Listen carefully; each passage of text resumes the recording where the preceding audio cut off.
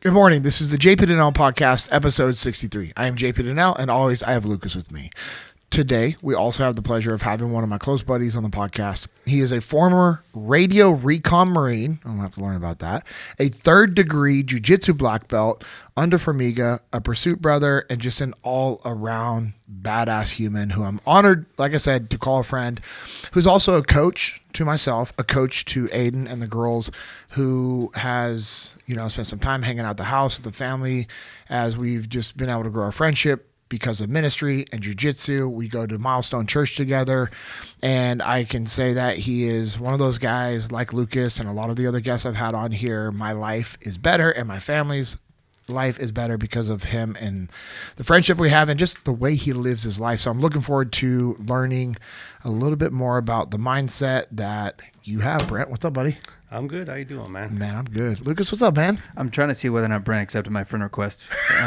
Good luck. So more than likely no, because I'm terrible about that. He has not. Oh, man. Confirmed. He has not. It's allowed me to cancel the friend request that I sent him near a month ago. Are you going to cancel it and then redo it so it's at the pop? That's what. Nope. Actually, that's what. We'll just have to find it. That's what Cody used to do. If he with really Jocko. cares. But Cody would do that with Jocko. Gandy? He would request it, deny it, request it, or cancel. Cancel, until Jocko finally saw it and then accepted it. That's awesome. Or no. It was until Jocko followed him back. Because anybody can follow Jocko. That's awesome, man. I just like to let it sit so people really decide, do they really want to be on my page or not? Okay, Yeah, that's good. It lets you contemplate it for a while. Like, Think it through. Like you were saying, there's a lot of gold there. Oh man, I post so much content. It's hard to keep up. Yeah, well, Log we'll in determine once. at the end of this. I'll know whether or not I'm going to cancel it or keep it. And Nice. if you log in once every 7-8 months, you'll be right on par with my posts. Pretty close. Unless somebody tags me in something. Okay. I had to link up my Facebook with my Instagram so that I would start posting on my Facebook again. Because I don't like it. I don't ever get on Facebook. I know. We've had this conversation. Okay, so back to Brett. All right, where'd you grow up, buddy? So I was born in the North Hills of Pittsburgh, Pennsylvania. Nice. So I'm a PA guy. What area? If you know Pittsburgh, the city, Yeah. there's an area right across the river in the hills, conveniently enough, on the north side. It's called North Hills. Nice. So I'm from North Hills, part of Pittsburgh. Okay, what was your childhood like growing up? I don't know, man. Dude, is it okay to just say You it could wasn't say very what- good? I don't know. It No. wasn't all that awesome, honestly. No, you can say whatever you want. Yeah. And at the end, if you're like, you know what, maybe we take that out. Oh, no, we're all right. I don't care. Yeah, no, it's honestly, it's your story, and it allows people to see who you are. And we've had people that have had awesome childhoods, and we've had people that, they had horrible ones. I mean, Ian's So mine story. wasn't horrible. One was kind of a tale of two lives, really. The main theme was poor. Okay. Right. Born in Pittsburgh, my dad, obviously Pittsburgh, everything was around steel, right? I mean, it's kind of what the whole thing's about out there. My dad worked in a steel factory and did that sort of stuff. So we didn't have very much money, and I could tell that as a kid. You could just tell by the way our lives were run, the type of things we had, like the type of bike that I had versus everybody else had, being at school, they'd have the once a month, have the little pizza Friday. You had to bring in an extra $3, or God knows what it was back then. For pizza day, I never had money for that. So while the entire school was having pizza, I was off in the corner like, what's up, bro? Sort of thing. But that said, it was life. I played sports. We were always outside playing. We had lots of areas outside to go do stuff in. I spent a lot of time out there. And then when I was 11 years old, my parents up and moved us from Pennsylvania to California. And that was really kind of where things took a lot of a change because, in essence, in October of 1982, my parents discovered marijuana. And that pretty much became their lives. And I was more or less kind of on my own from there on out. I'm one of 4 kids. I'm the oldest of 3 boys. I have an older sister. So I was just, and I'm a lot different than the rest of my family is too. Like I'm physically bigger than all of them. I'm the only one that has any athleticism at all. But more or less I was kind of on my own, kind of, just kind of finding your way through life, spent all day outside wandering around doing whatever we were going to do. And, as I got older, my relationship with my parents soured more and more and more to where I don't want to kind of berate my parents or whatever, but that just for a little background, I was the oldest son, but I was also the one my parents always said was going to be nothing. They would always tell me that I'm going to be nothing. I was going to end up in jail. Nothing I did was good enough, it's the sort of thing. And I got good grades, saw that. Oh yeah, I got in trouble a little bit, Okay. Most of my trouble was, I was not really good at being home on time. And we had a strict, supper was 5:00 on the dot. And you were either at the table or you were not, type of thing. And quite often, 5:05, close enough as Brent's coming down the street at a full sprint because I realized at 5:03, it's 5:03. Yeah. Type of thing. But yeah, and then as I got up, and went through all that process, it kind of got worse. It got worse. And generally, I didn't fit in California was part of the stuff that I found. I remember it was kind of funny. The first week we were there, it was my impression as an 11-year-old kid that people in California are not very smart. And the reason that I thought that was because, if you're on the East Coast, people speak faster, right? So I get to California and nobody can understand what I'm saying. And they're also like, oh, you talk so fast. And I was like, your brain doesn't work faster than that. You can't hear the words. Literally everybody I know can understand me and y'all can't, right? So you can't do that. Well, back then would have been Indians can't. So if you don't know, if you're anyone from Pittsburgh, in Texas and southern areas, we say y'all, right?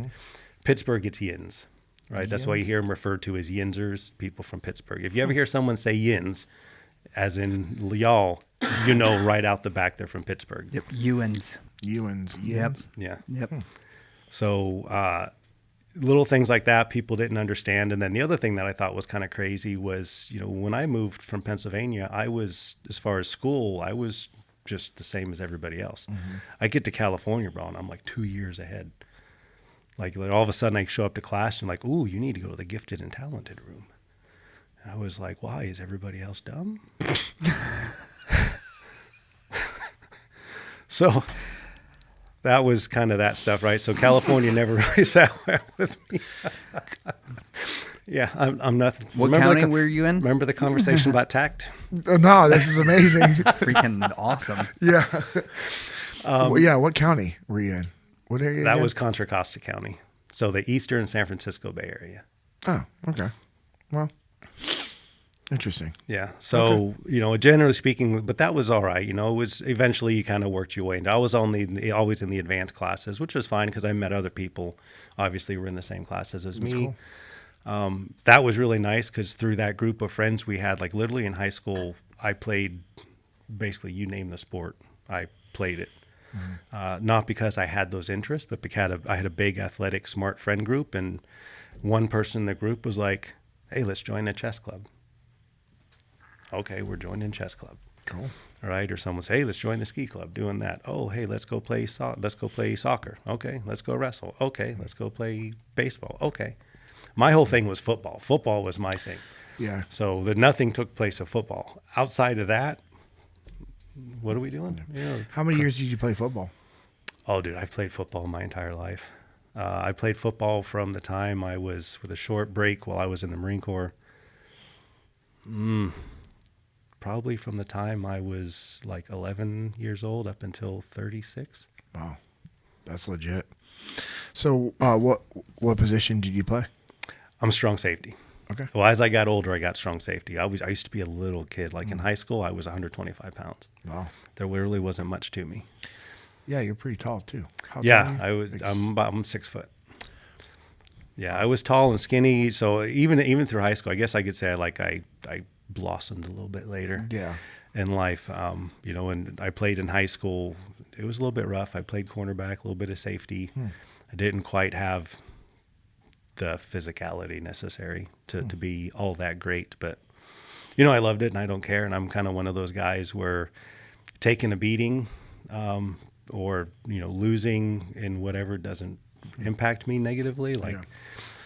I'll take a beating and jump back up and do it again. Yeah. Right? I'll lose and I'll jump right back in the game. I like that. It's important if you're a defensive back because those plays do not go your way very No. often. Well, as you get better, you kind of change that, right? If you flash all the way forward, that whole scale turns, right? Yeah. To where I was the one when they lined up when the defense lined up, the offense was, when the offensive line and quarterback are pointing me out, that's when you know you've arrived. Yep. Right? When people are looking, I was number 29, you get up there and people would be like, 29, 29, 29. And I'd just be like, all right, yes, now we know what's happening. That's pretty legit. Cover the flats. Yeah. But so anyways, as we went through high school, things got, a little bit more testy with my parents. Okay. We switched. My parents moved us. We moved all the time because my parents never owned a home. They always rented. So we were constantly from house to house to house, basically once a year or so. We moved to another city, which meant I had to change high schools as a sophomore. And that went very poorly for me because this was a different type of high school. And basically I just fought most days just because I got a kind of combination of stresses and everything from being at home and not really having familial type of relationships, trying to figure your way through life, as you imagine as a teenager in high school, and without any guidance, without someone to sit down when you're having struggles to talk to. I was a little bit angry, and that came out when you go be the new guy in school. Everyone thinks it's fun. Oh, let's pick on the new guy. Well, I don't understand why kids do that. I don't either. Because I'm very vehemently against that. Maybe probably because of the way I grew up, right? But yeah, I never did either. I was never one to do that. I was never one to, and still am not one to bully in any way, shape, or form.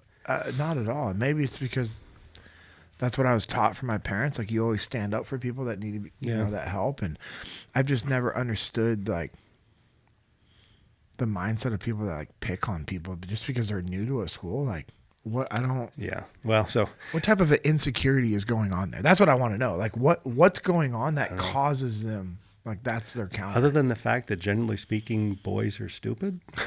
I mean, that's just a general theme through life. There's a lot of questions in there. Yeah.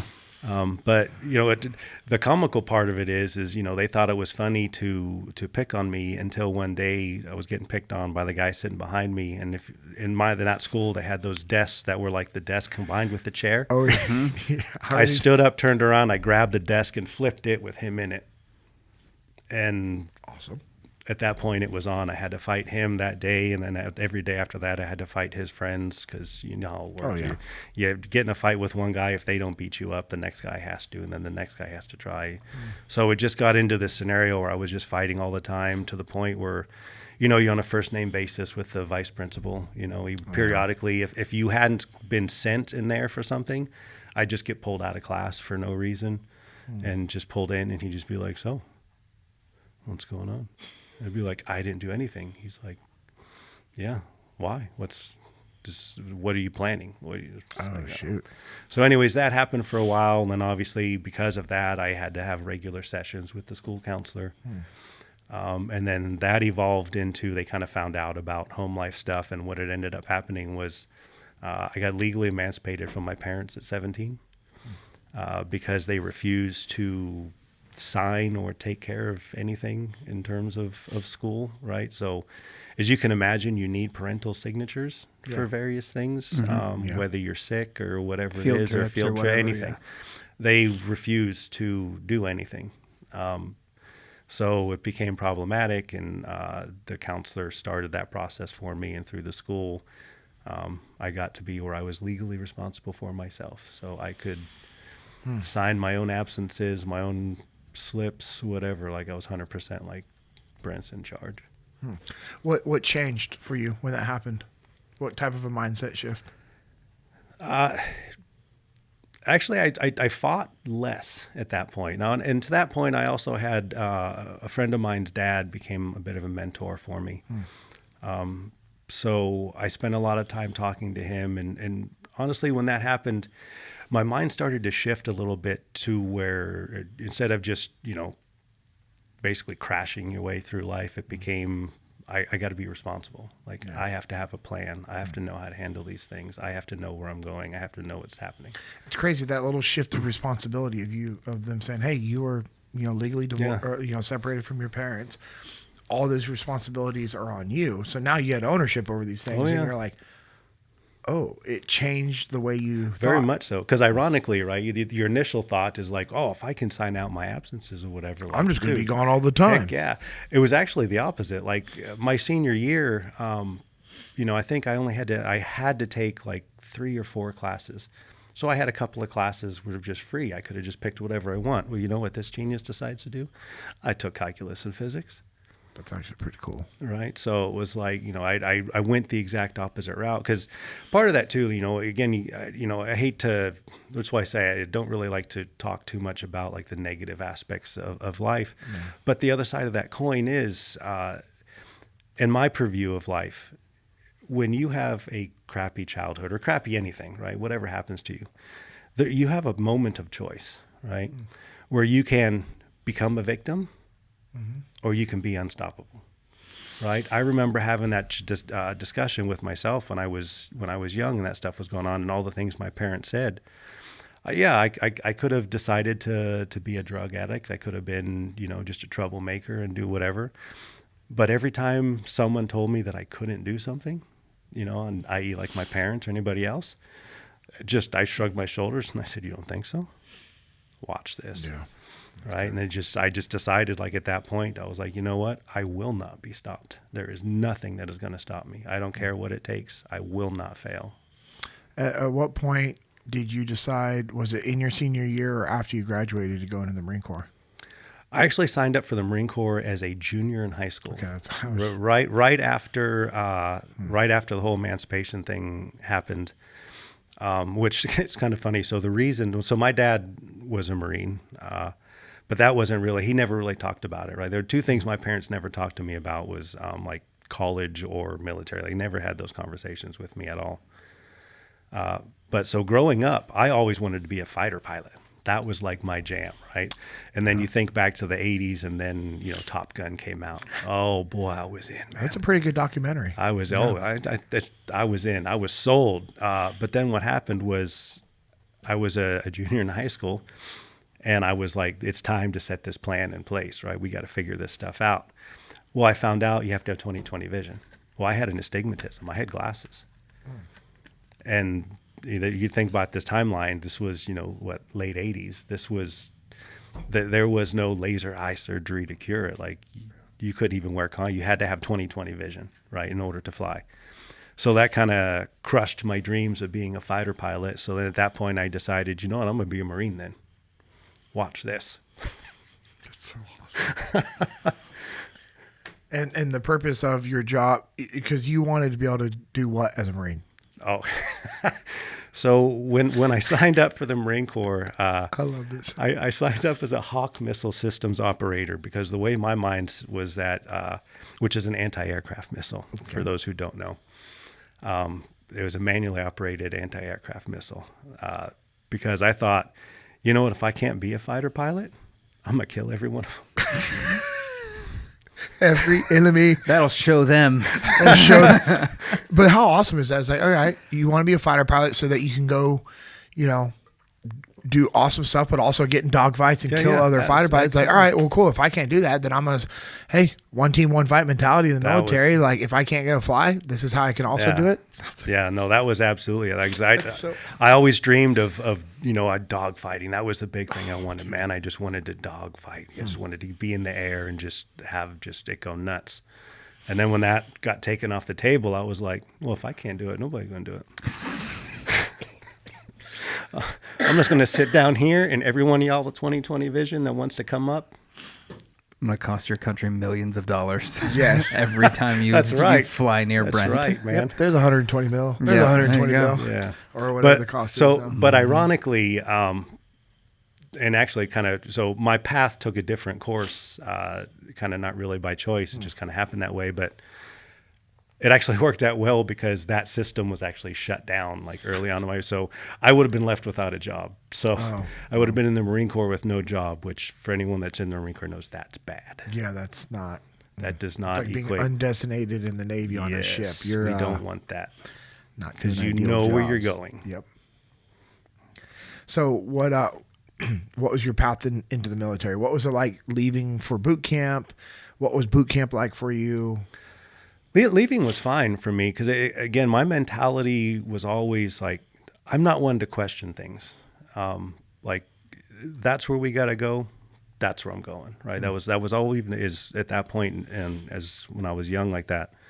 Once I had my mind had shifted to I'm not going to fail, I signed up. Here was my date. Everything was great. I was actually a butcher at the time, right? I told everybody. I was like, yeah, I used to be a butcher. That's rad. I was waiting. I'm like, hold on. Yeah. Pause. We got a lot of stuff to talk about, man. So I'm in. That was my totally in. Yeah, All right, let's go. that was my post-graduating high school to entering the Marine Corps job field. I was an apprentice butcher. Nice. Which, if you know anything about that, means Brent cut up a lot of fish. Yep. Because you start low man, and low man doesn't get to deal with the high-end steaks. No. I'm not even allowed to touch a knife at that point. I had 2 knives that I was qualified to touch. The rest of them I wasn't even allowed to go near. Yeah, you say qualified to touch. Mm-hmm. No, it's a thing. Yeah. I've heard that, and I love that because it shows that whoever was training you took it serious. Oh yeah. Well, again, it's so when you're an apprentice, right? It's like there's a full-on union. There's a scale. Apprentice, journeyman, master. I mean, like it's a full thing. Like it's an actual. It's not just like, hey, you're working, you're doing whatever. When you become a butcher, which actually back in those days it was hard to do. Like most things, I walked in the door and the guy was like, "You want to be a butcher?" Because I came in, I said I had a little period of time. You just have that look about you. So this is the story of my life. You'll find out. It's like I walk in to do something, and then someone's like, "You know what you need to do?" So I went in just looking for a job, right? I thought I would stocking shelves. I had a short-term mindset because I'm like, listen, I'm going to the Marine Corps, so I just need something between here and there. And I walked in to do that and ended up talking to the head guy of the meat department, and he was like, "You want to be a butcher?" And I was like, "All right, let's do it." He's like, "Come with me." That was that. But so anyways, when the time came to switch over, it was fine. Everyone, it was always like, here's my date, I'm leaving. And, when it came time for boot camp, I went and walked and strolled on down to the recruiter station, and, he gave me a lift to the airport and got on the airplane and got off the airplane and stepped straight into hell. Was it hard leaving your friends? I mean, because I'm willing to bet leaving your family wasn't that big of a deal. Unless, was it hard leaving your younger brothers, or what was that dynamic like? No, because I wasn't close to anyone in my family. Okay. All right. And then, the people that I was good friends with were from my other school. So they were about 40 minutes away anyway. So I didn't hardly see anybody. It was more or less for those last, half of sophomore year, junior, senior, was more or less kind of on my own. Okay. Yeah. I didn't really develop close friendships. And again, a lot of it, I had a kind of a rough mindset on things. Yeah. I mean, you're a Marine Corps recruiter's dream. Oh, right yeah, now. Bro. There was they're no like, doubt. Oh. Well, I wasn't a hard sell anyways. Like, I walked in, was just like, here's what's happening. Where do I sign? And he's like, well, we have to sign you up for a job. I was like, so we sat down and had that conversation. That's why I found he's talking about, because usually what they do is they have, I don't know how it is now, but it used to be they have certain job openings, right? Yep. On the thing that's scheduled to a certain boot camp date. So he's going through his list. And that's how we came to the Hawk missile thing, as I was like, I'm going to be a Marine. And he's like, right on. He's like, we got to find you a thing. Went through, he's like, Hawk missile systems operator. I was like, what's that? And he told me, I was like, check. When's that leave? When's that? I'm going to go butcher airplanes. I was going to say, do you have any opportunities to be a butcher in the Marine Corps? Yeah. Like, yeah, you're a Marine. Yep. Yeah, so Yeah, that's You can how be we a do it. jet butcher. Yeah, Great. no. So like I said, leaving home was because to that point, I mean, honestly, like I was more or less homeless anyways. Like I was kind of staying with a friend here, staying here. So I was kind of like, I was on my own. I mean, I was living where I could live for like the last year. So when it came time to, go down and take off, I was cool with it. I was ready. And I've always been like that. Like I don't have that mindset where a lot of people have that, oh, I don't know, or I'm kind of afraid. They're afraid to take that step. I'm a just step guy, right? I mean, it might suck, but we're doing it anyways. Yeah. Well, the shirt you're wearing from Echelon Front is pretty fitting. Default aggressive to go get stuff done in life. All right. So what was your first impression getting off the bus? Oh, damn. And which Marine Corps? San Diego, Okay. MCRD San Diego. So I got on a Southwest airline. You know, you get off the plane and you're met by two Marines. Super loving, kind. They were not nice. They weren't mean, but they were not nice. Like you knew you had done something when you get off the plane and they're standing there, and you go up and tell them who you are, and they have a little pamphlet and they hand you the pamphlet and just say, "Follow me." Right. And then you get in this van and they don't say a word to you. Right. And then they're like, go in there. Right. And then you go in there and then you're just sitting in there. Then it's time to get on the bus. And then the bus is eerily quiet because it's everybody on their way to boot camp. Nobody knows what to expect. You're just sitting there and everyone's like, and nobody's talking. Nobody says a word. There was no chitter chatter. It was the most silent bus ride ever. You know, because even as you're being seated, like they're not being nice. You're like, you sit there. Everyone's just like, oh. You know, you come rolling in and there's like that brief pause where the bus stops. The door opens and you're like, now what? And then a friggin' hurricane of anger jumps on that bus. And it's the screaming and do this and do that. No here, do this. People are dropping things. Get your feet here, do this, grab this, no dummy here. Just the pure, utter chaos of whatever. And I just remember thinking, uh-oh. I remember, boot camp bus, same situation, but it was the Navy. It's like nothing compared to the Marine Corps. Oh, man. I mean, I know we're trying to be like you guys when it comes to boot camp. Everyone's trying to emulate Marine Corps boot camp. We all know that. Except for the Air Force is like, hey, we're doing it smart. Y'all keep doing what you're doing. We're going to do it the smart way. And that's not an insult towards the Air Force. No, they definitely do it. But their life is different, though, but right? it's different. And there's nothing wrong with that. You know, like almost all my family is all Air Force. And I have friends that, you know, Air Force boot camp and, you know, it's just different. And I always joke because like my uncles, it was an Air Force. It'd be like, yeah, we do things differently because we are different. Yeah, you know, because it's kind of funny because when you're, I guess, going in and going through all that stuff, you wonder all the time, like, why is all this nonsense necessary, right? Yes. But afterwards, you look back, it is I mean, there's a science to it. Like, people just say, like, even now, you know, modern times, right? It's like, oh, you can't yell at people. You can't do this, can't do that. If you go back and look at it, like, everything that was done to me, like there's a science to it. Mm-hmm. Like it is very much scientific. It's not just crazy mean people, although crazy mean people fit that role very well. Very well. But they're operating to a scientific approach to it, right? Because you said, you know, other people, you know, in the other services, like you join the Army, right? You join the Air Force. You join the Navy. You become a Marine, right? Yep. Which means they take you in. They basically take whatever you are and they smash it down, chew it up, throw it in the corner, and then they create a Marine from there, right? So yeah, so when you get, you know, those doors on that bus opens, just pure chaos begins, and then it's just, you know, again, if you look back at it, it's chaos. But the chaos is intended to, number one, rattle you. And then once you're rattled, to see if you can align with the rattle, right? And then once you get your feet on the yellow footprints and you start going through the process stuff, you kind of fall into line, right? And then it's just the chaos doesn't really matter to it. You just obviously, you know, stand up, sit down, put that down, pick it up. What's wrong with you? Put it down. I said faster. Yeah. Sort of stuff. But so to me, all that stuff happened. But to me, the most impactful moment of that day, so that day was January 14th, 1991. Nice. Those of us who know the history of warfare, that was the first day of the first Iraq War. Oh, wow. So in essence, I got off the bus, got yelled at, scrambled through, took your clothes, shaved your head, sat us in a room, turned on a giant TV, and it was the IR of all the AA in the air. And they were like, welcome to the Marine Corps, boys. Wow. And obviously at that point, right, mind shifts. You're just like. That's a legitimate mindset shift. Yeah, it's like, it's time to get some. It's real. I didn't recognize that we shared something that similar because I was in my 6th day of boot camp when 9/11 happened. Oh, I went in September 5th, 2001. Right? 6 days later, it's like, mind shift shifted. Boom. See this. I remember. I'll never forget this.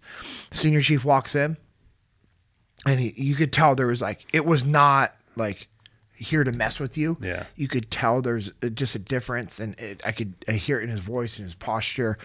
And he said, "Our nation's been attacked. We might be going to war." Looked at us, and then walked out. And everyone like thought it was like a joke at first, and I was like, there's something to that.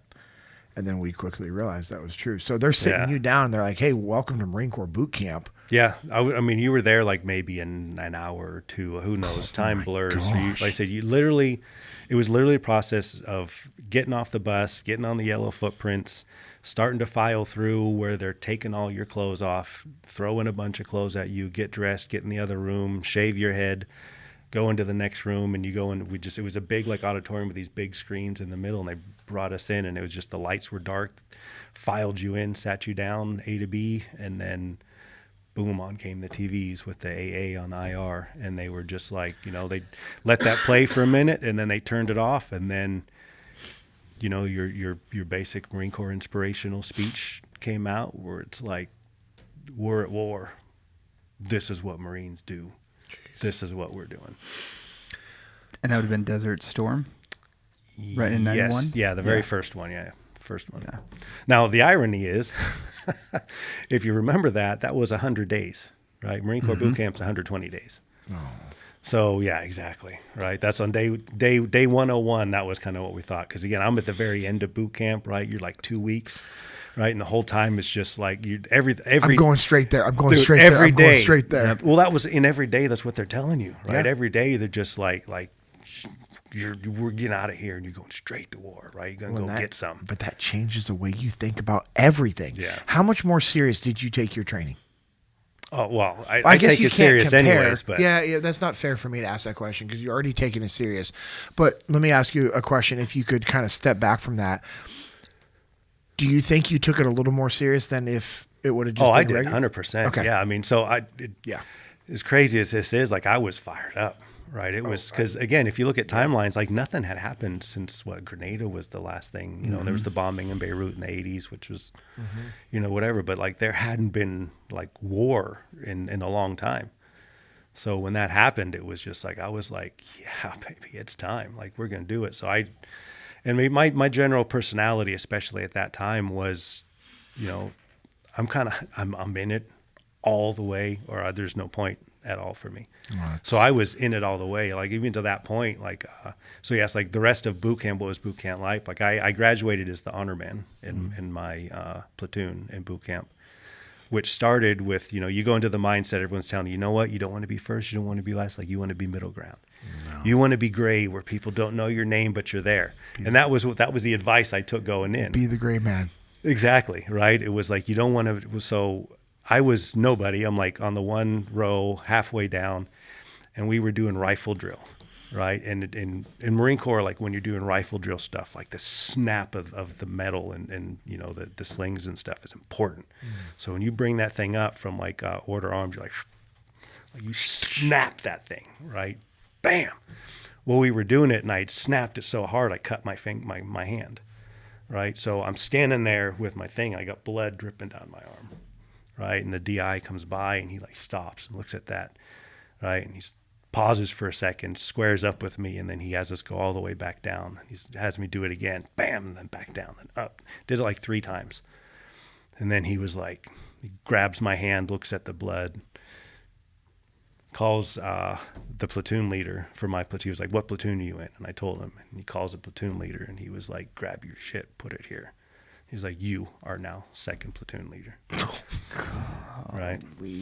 So it was like right into the fire right at that point. And now at this point, there's no being a gray area, right? No, so now you're the platoon leader. You're platoon leader, right? And then I ended up as what they called the guide because we had a guide, and he basically got stupid. He snuck out of the barracks at night to go make a phone call and got caught. Right. So yeah, complete moron move. I just want to know what was the phone call about? I don't know. He just wanted to call home. I don't know, man. I'll tell you, it's not awesome, right? Because I remember thinking, you've got the various DIs, right? And I remember thinking at one point, it was probably like 2 weeks in, and we had this one drill instructor who I ended up at the end loving. He's the meanest, evilest man ever. Like just everything. Like you looked at him and you were scared. He came in the room and you were like, oh my God, don't do anything wrong or it's going to be very, very bad. I remember thinking one time he was yelling at someone, probably all of us. And I remember thinking in my head, I was like, you know what? I have met the devil. Like that's him for sure. Like he's here and that's him. So it was kind of rough, right? So, but again, he was one of the guys that constantly paid attention to you, right? Yeah. Kind of forged you in fire a little bit there. But anyways, the guy got caught, came back, and the next day they got everybody at attention, right? And you're standing there, and the guide wears this big armband, big red armband with the platoon number on it, and carries the whole flag and everything like that. And they ripped the thing off his arm and they sent him to the back, right? And the whole time we're sitting there, and there was speculation when it happened. They're like, dude, you're going to be guide. And I was like, there ain't no way do I want to sleep. Because like his rack was, so literally had the bunk beds all the way down the sides. It's the first rack. There was a one rack all the way in the front, right in the middle, a single. At least the platoon leaders were like here, right? Okay. Right in the middle, all by your lonesome. Oh. Jeez. And I was like, I don't want that, and everyone was like, no, bro, you're going to be it. You're going to be it. And I was like, there's not a chance, man. No. And I remember standing and I ripped the thing off his arm and sent him back. He grabs all his stuff, goes to the back. And that same evil man, who's the one that ripped it off of him, turns at me and throws it at me. And I just remember, to me, it was like slow motion, that thing tumbling in the air, and it hits me square in the chest, falls to the ground. And I was like, my heart just sunk. I was like, oh. Now, should you have caught it, or were you at no, where you couldn't move? No, if he wanted to throw something at you, you just ate it.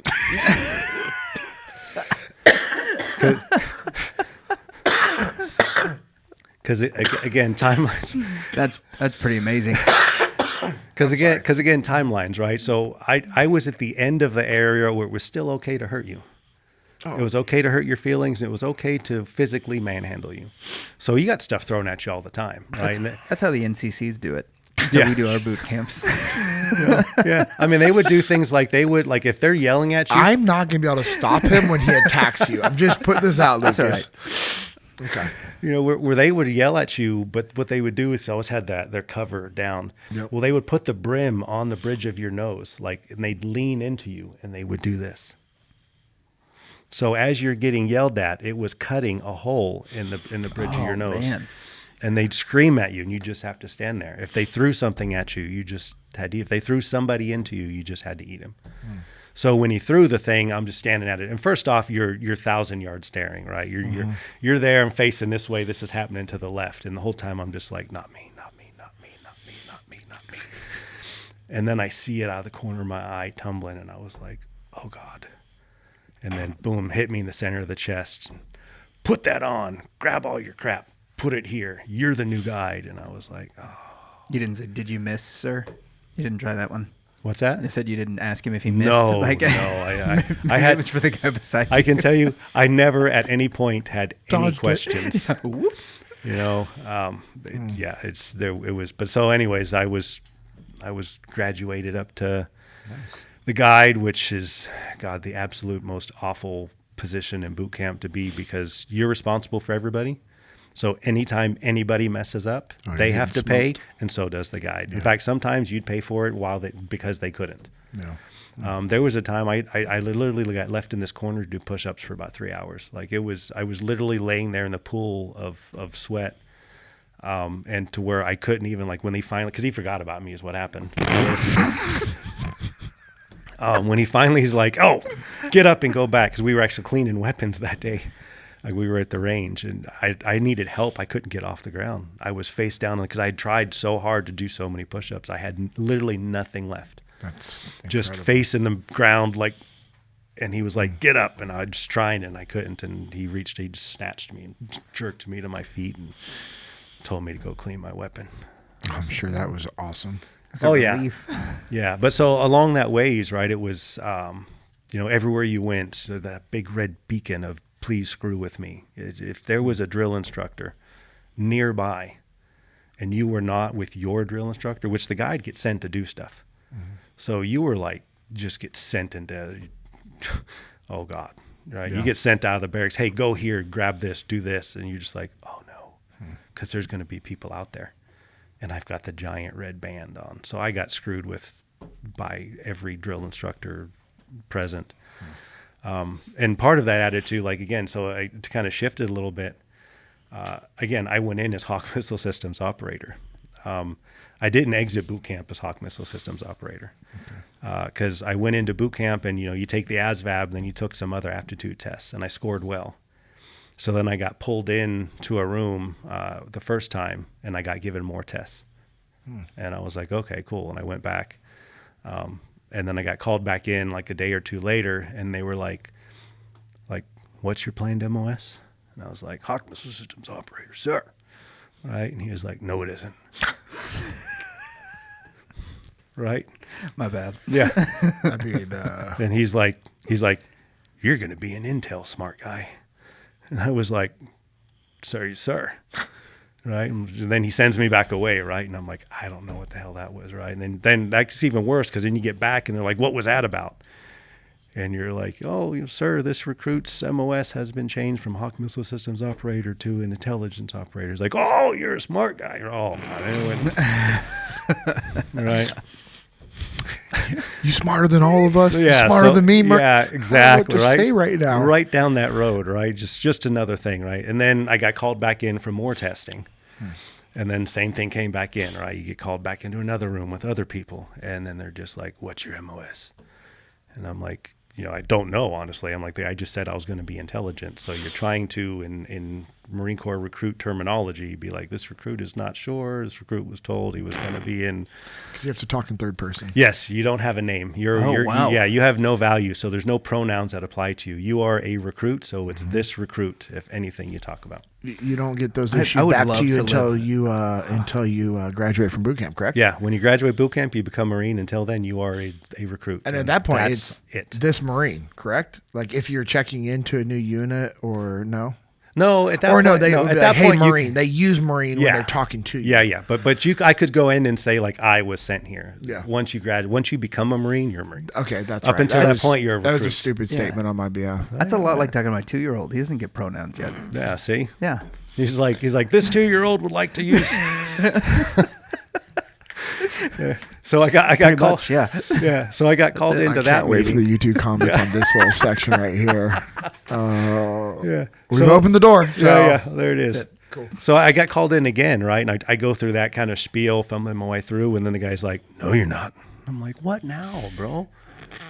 Right? And he's like, "You're going to be signals intelligence." Right? And everything in me is like, "What is that?" Yeah. I'm just like, "Roger that, sir." I mean, what do you say? Again, boot camp, you don't say anything, right? Questions is a gateway to problems.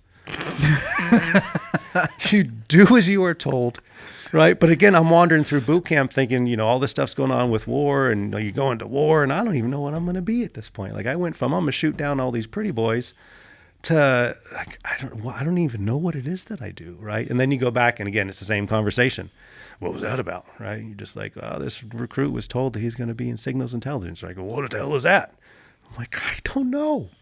I was hoping you would know because you're a Marine and I'm not yet. So Yeah, they're just like whatever, and whatever. So that's how that whole thing. So I graduated boot camp, headed towards signals intelligence. So I went in thinking I was going to shoot down all those enemy pretty guys with our perfect vision, and it turns out I was going to be some sort of signals intelligence cryptologist. I didn't even know what that meant. pretty rad though. So at what point did you realize, oh, I was put into gifted programs because I'm incredibly intelligent? And maybe Californians aren't as dumb as you thought they were. You were just no very point, intelligent. honestly, that never ever crossed my mind. It didn't cross my mind until like decades later that I might be kind of a smart guy. Really? Yeah. Oh, that's So again, I had no idea what was going on. And again, my mindset was a little bit different too. Like I wasn't like one of these kind of like really think about who I am type of guy. I was just like, I'm fixing like, there's a wall there. I don't like that wall. I'm going to break that wall because I want to go over there and the wall's in my way type of thing. the smartest knuckle dragger I've ever met. Pretty much. Yeah, that's really how it works, right? Because my brother Corey was getting bored in elementary school and getting into trouble, and it was because he was so bored. And so they tested him, and he tested the highest that you could get on this test. And there you go. Oh, here we go. So they put him in a gifted school. Oh, nice. All throughout elementary school, and he got bored there too. And it was just like one of those things. And then we got into junior high, and it was a little bit better at like, okay, hey, here's how you handle this. And then high school, extremely intelligent. And, he was going to join the Navy after me, a year behind me. And he scored the highest you can on the ASVAB. And then they're like, you need to do nuke. And he's like, I don't want to do nuke. I want to be a SEAL like my brother's in the pipeline. And nice. Yeah, I think he had the same recruiter I had. Yep, he did. And so they were like trying to like push him to go nuke. And he's like, no. They're like, okay, well, here's a job, intelligence specialist. Oh. So he went in the Navy as intelligence specialist. When he's at that schooling, highest there as well.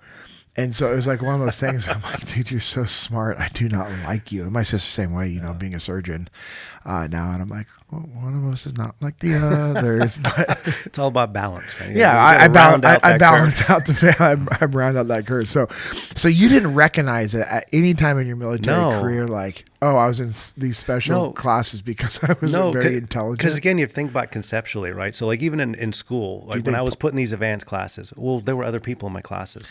Do you think also part of it was because unfortunately, like the way your parents spoke to you and what they spoke into you, you kind of believe some of that subconsciously and consciously? Or are we just now unwrapping it for the first time? Yeah, I'll say that I never thought that I believed it, but if you go back and evaluate it, I'm sure a lot of that drive was proving to myself that I wasn't what they said I was.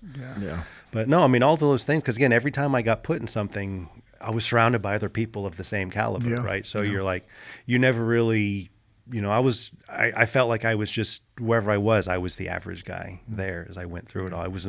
Didn't think I was anything super, didn't think I was anything bad. It was just like, this is just where we're at. This is what we do. Yeah.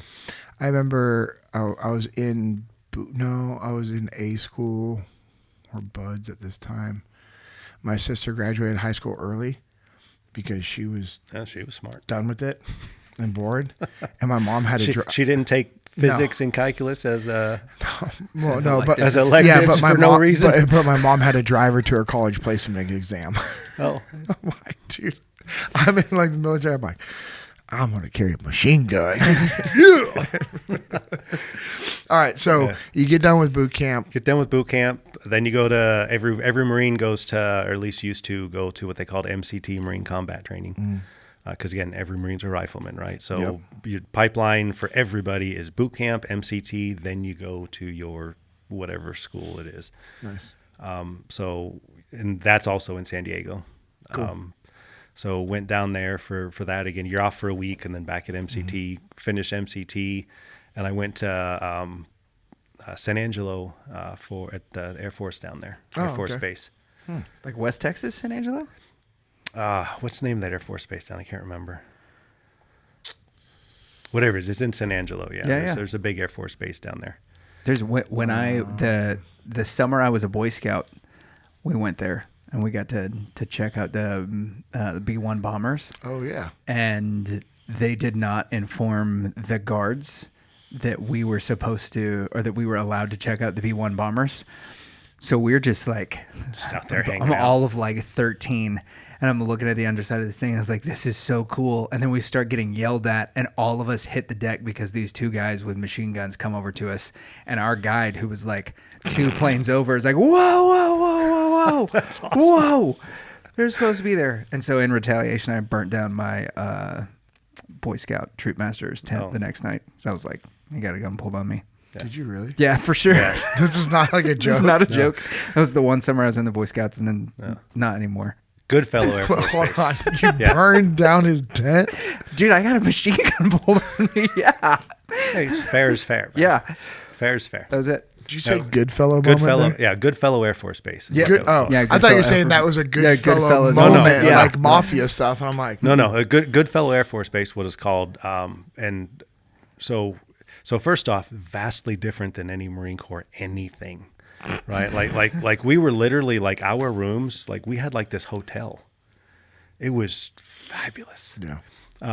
Air Force bases do not suck. No, it was awesome, dude. My experience is different. Mid-rats on an Air Force base. Mm-hmm. Dude, it does not get better than getting a breakfast burrito or whatever custom made for you, which is unheard of. Midnight rations. Whoa. Because people are on different shifts. Yeah. So you might wake up at 6 p.m. to start your day. Well, you got to have your meals throughout the day. Yeah. So, every 6 hours there's going to be a meal. That's sick. Yeah. Midnight, It was 6 a.m., awesome. noon, 6 So p.m., awesome. midnight. But then I was also there during the Marine Corps birthday, and if you haven't noticed, like it's a whole thing. I've never heard of that And before. it's a thing. I promise. That's why they have Veterans Day. If you didn't know that, they felt bad for everybody else. And it's like we got to have. Okay, you ever notice it's always around the Marine Corps birthday? Yeah, I've never actually heard that's the reason why we have Veterans Day. We should talk to the British about that. Well, But yeah, so I was down there. I was only down there for like 6 months, but it was the latter half of the year. So we were there for the Marine Corps birthday, and we may or may not have had an organized, chaotic night where everybody had their assigned things. We went and we changed every sign from Goodfellow Air Force Base to Camp Goodfellow Marine Corps Base. We went through every one of the MP vehicles. We stuck giant Marine Corps stickers over top of the Air Force emblem. There was a movie theater on base. As you do. Air Force has movie theaters, Yeah. so you know. We went. We climbed up, took all the letters off, like for the movies that they were advertising, and then we would do like Marine Corps and Simplify and stuff like that. We just went through and just created havoc all night long, and then we'd get up at like 4 a.m. and we'd go do a group run. Not in the normal places. We'd go where like the officers lived. you got to sing cadence And while you run. we would be screaming cadence at 5 a.m. Just everybody hated us. It was awesome.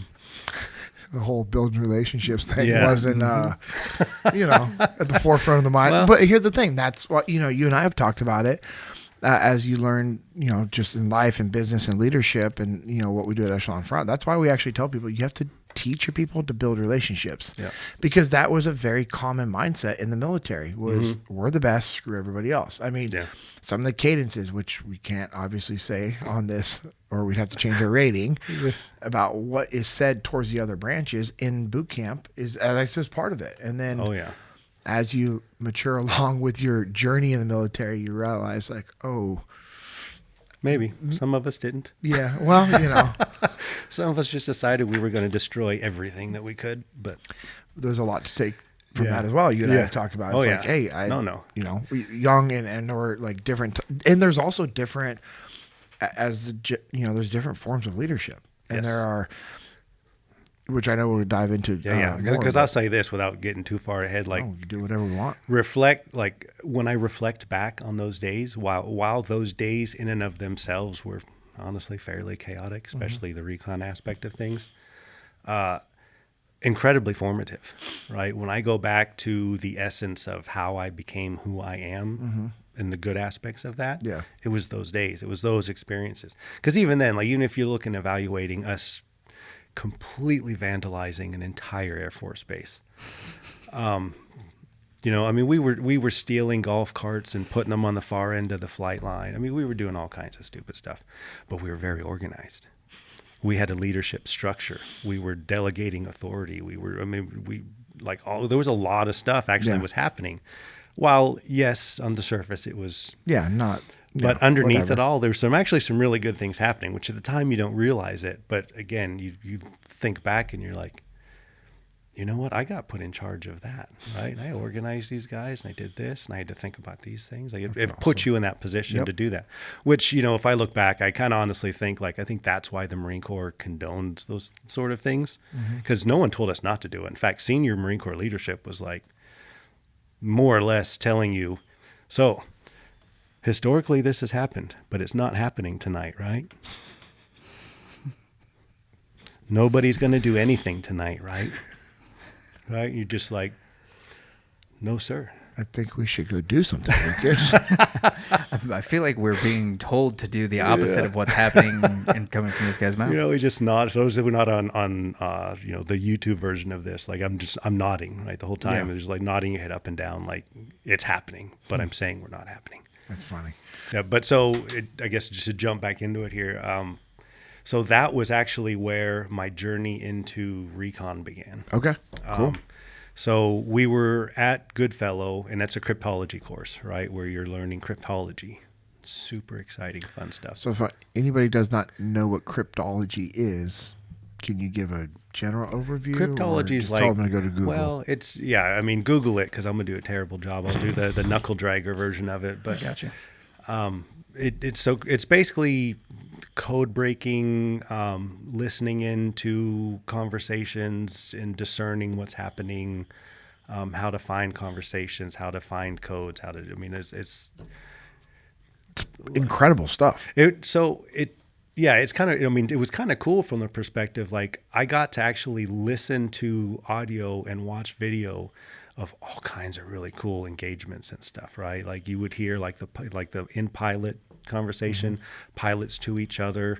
You would hear both sides of the conversation. So you'd hear like the enemy fighters talking to each other versus you just like the enemy tanks versus like these tanks. You'd hear everything that's going on, and so it was pretty cool from that perspective. You really got an insight into like, this is like what war is like when you're winning and losing, right? Yeah. So you'd hear the losing side freaking out and, people losing their heads, and you'd be like, oh. I got a definition for you. Lay it on me. Cryptology is the practice and study of techniques for secure communication in the presence of adversarial behavior. There you go. That's what I did. All of that. That's pretty cool. But so while we were down there doing that course, I don't know why he was there, but we had another Marine showed up, and he was a Sergeant E5. We called him Sergeant Death, right? He rolls into town, and he's there, and I'm not sure why he was there, but he was there, and he drove like a 67 Camaro that was spray painted flat black with a skull on the hood, Just white murdered skull out. on the hood, and the doors didn't open. So he had to climb in and out of the windows. Just Dukes of Hazzard, Dude, it was of Hazzard style. Straight up. So we called him Sergeant Death, because we used to, for fun, go run the O course. A lot of times it was, you'd basically do it sober and then see if you could match your time drunk. We would do that too. Yeah. But we would do it very aggressively, right? And it was, how many people for fun, hey, let's go good time. We got free time. Let's go run the O course. So he caught us out there one day, and then he was just like, oh, I'll race you. And this dude had he didn't care. He flung his body, just go over an obstacle. You got to jump 10 feet to the next one. He jumped like he thought he was going to make it to the next one. If he could jump from one over another, he just jumped over it. Like that was, he just reckless abandon. Just full send. Absolutely, 100%. So that was between the car and that. We called him, I don't even know what his real name is, to be honest with you. Like, we called him Sergeant Death. He was Sergeant Death. That's how I knew him the whole time.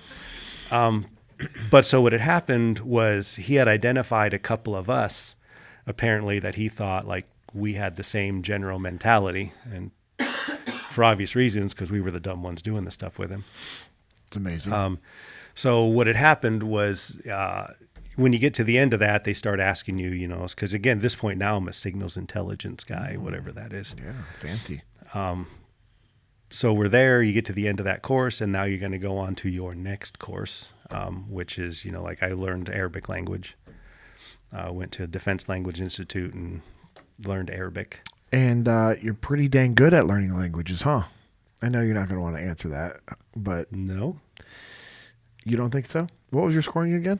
I had a 2+2+3. Oh, okay. It wasn't bad. Yeah, it means that you're really good at languages, you jerk. So you were able to read it, speak it, and write it, correct? Yep. Yeah, so the 2+2+3 is read, write, speak. That's crazy, man. So, and it three is fluent, just for the reference point. 3 is fluent, so 2+2+3. So you were fluent as in regards to speaking Arabic. Other than the fact that I sounded like a 3-year-old in my pronunciation and stuff, again, being an American and whatever, right? Yeah. aside from that, yeah, like we could have a full conversation. I could understand everything you were saying, and I could be conversational back and that's crazy. Do all that sort of stuff. But so you get in. So we went to that actually. So that was actually before cryptology school, I think so. Yeah, because I went from MCT. I got that backwards. After MCT, I went to Defense Language Institute in Monterey, California, where you basically, again, you walk in the door and you're just like, hey, here we are. And they're like, take tests. And they're like, you're going to be an Arabic linguist. I was like, okay. This Marine says yes. Yeah. No, at that time, you're just like, whatever. You're just like, all right, cool, whatever. What language would you have picked if they're like, hey, what language I didn't even know I was going to get to pick a language. I didn't know what this meant. Again, like they told me they told me you're going to be signals intelligence. I said, cool. Like I had a choice. Then now I'm on that track. You go to MCT, whatever, and then you get your orders that say go to DLI. You go to DLI, you walk in the door, and they're just like, Arabic linguist. And I'm like, okay. Cool.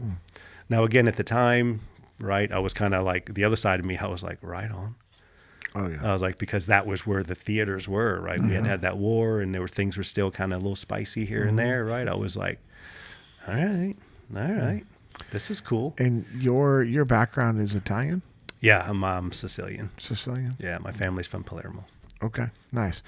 So if you were to have longer hair and or a beard with your complexion of skin, we're not far off from. I could probably find a way to fit in. Yes. Yeah. Okay. Yeah. Yeah. All right. Cool.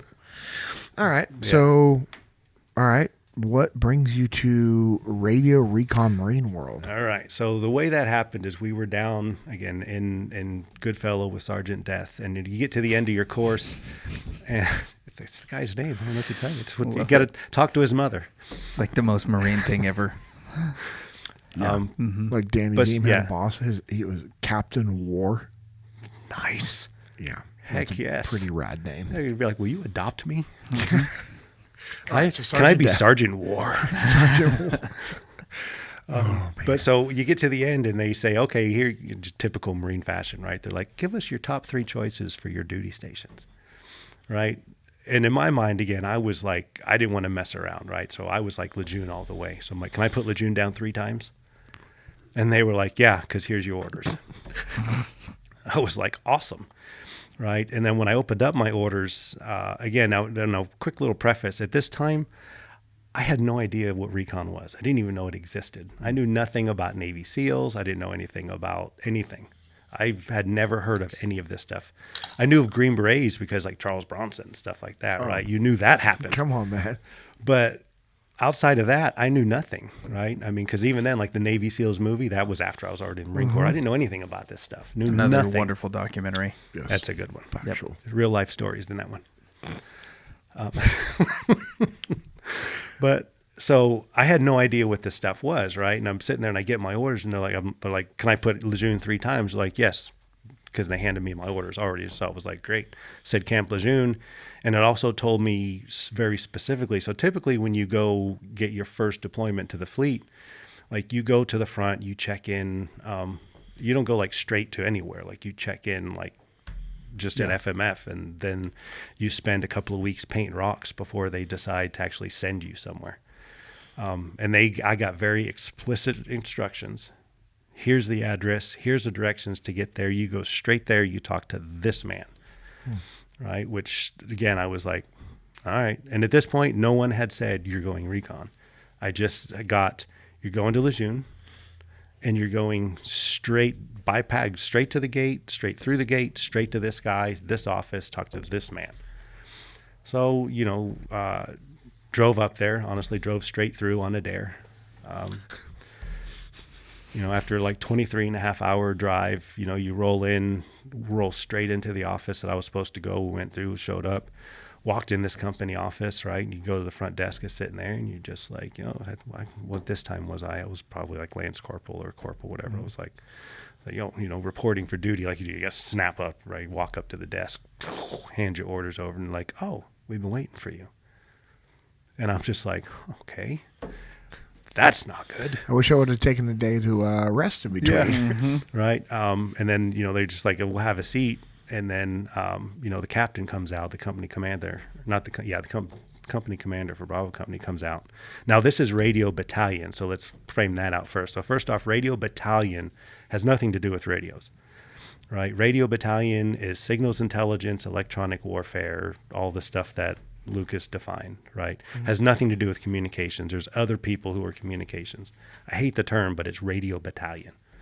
They're all the intel gathering type of people, right? So anyways, I go to this office, becomes a radio battalion. I walk in there, and the captain comes out, and he just looks at me, kind of looks me up and down, and he's like, "So you're going to be recon?" And I was like, "I don't know what that is." I kind of thought, and I didn't know it. I was like, "Well, I kind of thought I would do this, or whatever." And he's like, "So you're going to be recon?" And I was like, "What is recon? Like, I don't know what you're talking about." And then right then, these two guys walked in. They had just gotten in off an op, right? So they were just geared out, grubby, weapons. And these dudes came in, and they looked like studs, right? A guy named TJ and Sergeant Bernier, right? Everyone knows. If you guys know, you guys know. Those dudes walked in, and he was like, "They're recon." And I was like, "Check, I'm in. That's what we're doing." Right? And he brings you back in the office. My name's already on the board for when I'm taking my RIP course, when I'm going to SEER school, when I'm doing airborne. Like, it's already predefined. So that was how I got into recon, which is actually kind of strange, because if you look at, people spend years and do effort and have to apply for and get rejected to get to recon. Like, I just ran the obstacle course with a lunatic is how I got my way into there.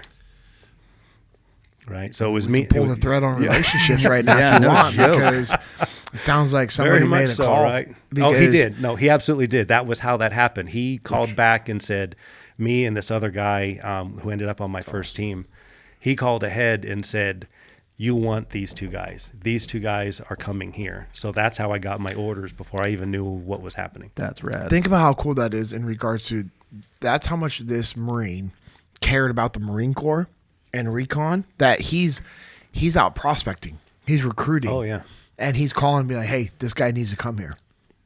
Man, that's awesome. It was awesome. So that's how I went in there. Sergeant Death. Thanks, buddy. Sergeant Death. He was the man. He opened that door for me. So you had mentioned earlier, we probably have to do a little the history of reconnaissance for let's do it most for people. The NCCs. For anybody, for that matter, because here's the thing, like the radio recon platoons, there are 2 platoons in the entire Marine Corps, right? And you're talking less than 60 people each, right? There's 3 6-man teams in each platoon, so that's it. There are 6 total 6-man teams in all of the Marine Corps that are radio recon. So what is radio recon? If you historical lesson. Go back to the 80s, right? Early 80s, you had all the stuff in Beirut. Peacekeeping forces in 83, you got the bombing of the Marine Corps barracks and all that stuff that happened. In the course of all the stuff that was happening there, in mid-1984-ish, a couple of generals got together and were discussing the challenges that they were having there. One of the main challenges they identified was that they were not getting the intelligence that they needed to conduct operations. So when you're talking about like force recon guys, force recon was going basically blind into things because they had no real time. Because if you think about those days, it was very traditional. Your intel came from NSA. You had this stuff. You went in, you planned your op, you went in, right? So when force was going in to do things, they were doing things blind. They had very old, outdated information. And if you go over there, they were using very non-traditional communication methodologies, which made it even more difficult for the very standard intelligence gathering community to get any of that because it was just happening differently.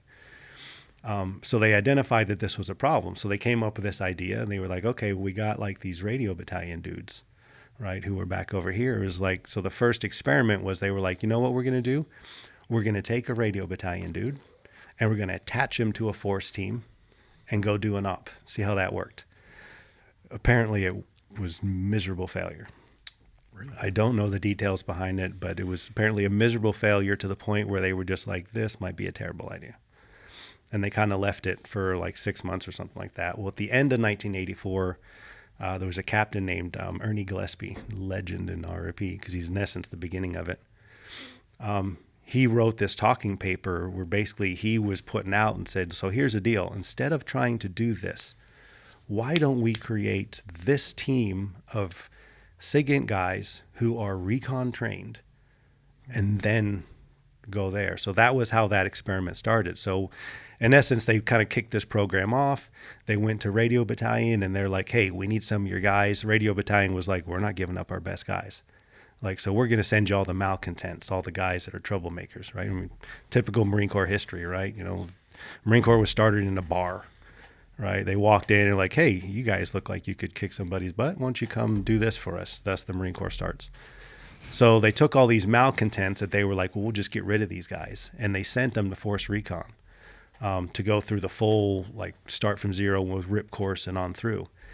Well, apparently those guys, like, to a man, just succeeded.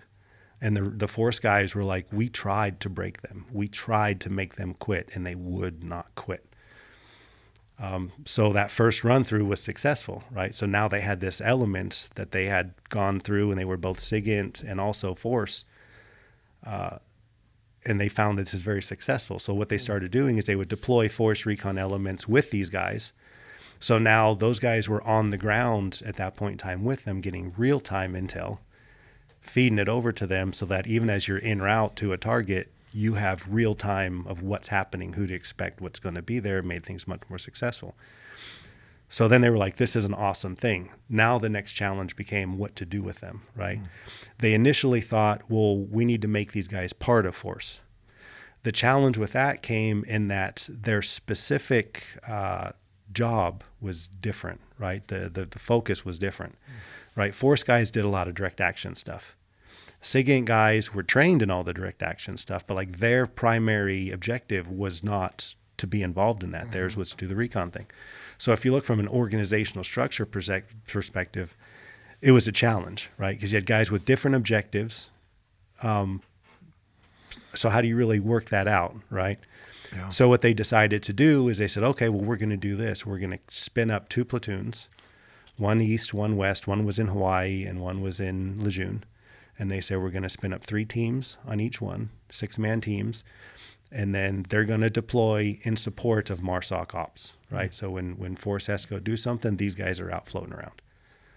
And then it just became like, so at that point, and this was, this was probably like late 80s.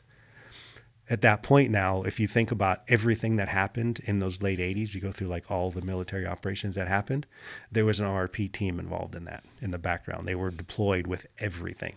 And it just became a more and more of a success and whatever, right? So that was where I was an RP. So you go in, you're a SIGINT guy first, and then once you have all your qualifications, then you jump over and basically you go through all the same training as Force, with the one exception of like an RP guy will absolutely not ever have a scuba bubble, because we have all kinds of radios and code, all this electronics we have on us. Yeah, we would sink like a stone, and I don't care what they say, there's no such thing as waterproof, right? Which was kind of a fun thing when we were in it, like towards the end, we would experiment. They'd have new stuff come out. They'd be like, oh, this is supposed to be waterproof. See, it's unbreakable and waterproof.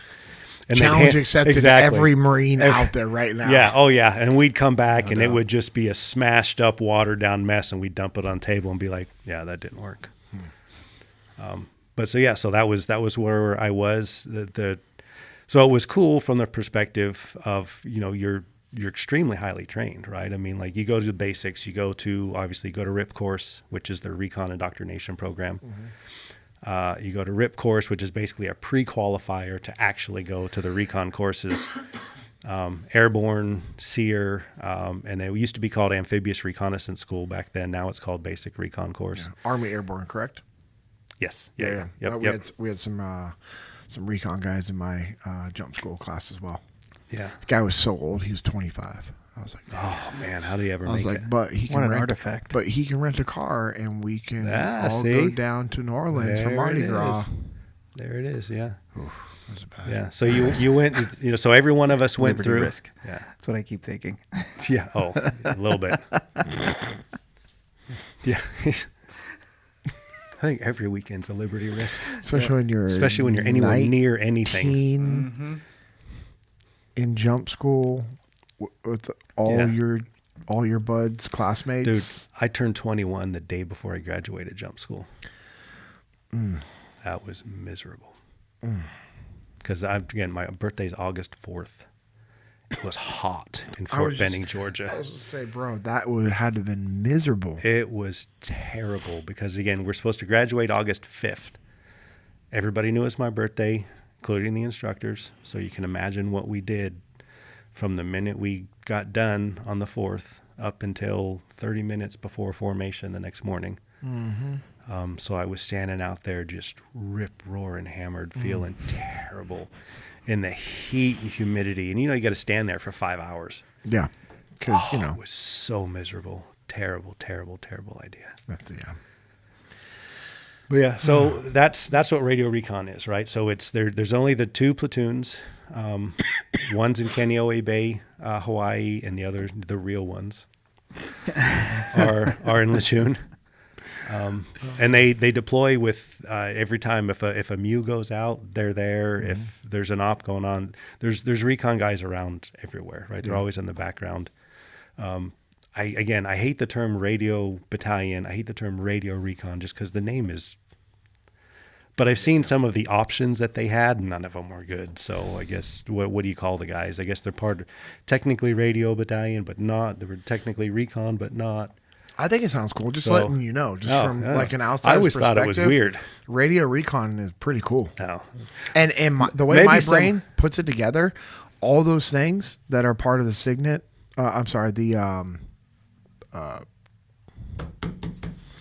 Cryptology stuff. Signals intelligence. Our radios use all that stuff. Oh yeah. And you have to use. So in my brain, I was like, oh, that's all radio stuff. So in essence, it's a mobile unit. We're out in support, but we're doing all the same thing. We're doing signals intelligence. We're intercepting radio waves. We're doing electronic warfare, shutting down your signals. Yeah. Doing all kinds of weird stuff out there to gather intel. From an outsider's perspective, radio is very fitting.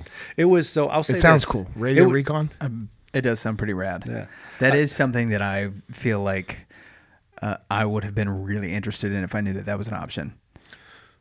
That would have been right up my alley. Yes. To do that kind of stuff. Yeah. So the funny thing is, in those days, like it was actually a very frustrating thing to do. Because it was kind of one of those scenarios where the radio battalion people hated you, right? Because you think you're special. Yes, we were, frankly. Like, I don't think I know, dog. And then you're doing stuff with the force guys, and the force guys are like, "Oh, you're radio battalion. You're not really force." And it's just like, as an organization, you had no respect, but individually you got respect. Like the force guys that knew me were cool. Right. We did a lot. Now, I will say, like the stay guys, they loved us. Okay. Because we did a lot of RNS stuff and a lot of IHR and that sort of stuff with the stay guys a lot. Yeah. And they dug on us. They loved us. That's awesome. So some pretty cool stuff you've been able to do in the military. Yeah. I mean, just the schooling, like what I'm hearing, like all the schooling, and that's what I love about the military. We train. Oh, That's awesome. That's why we are so dominant, and we have been and will maintain that. It's because of our training and it's our mindset, and what you had as a Marine is incredible. So what time in your journey of did you go through the Marine Corps combatives fighting course? Were you? So I predate. So is that before? Interesting. Yeah. So the Marine Corps combatives is the modern one. So before that, it was something else. Okay. So you're talking about the schooling and stuff we did. So we went through those 3 basic courses. That was just to be, but we had this whole board of other courses, both Marine Corps, Army, to buds. Yeah. You could go into anything, right? Yeah. You just had to get allocated and then go.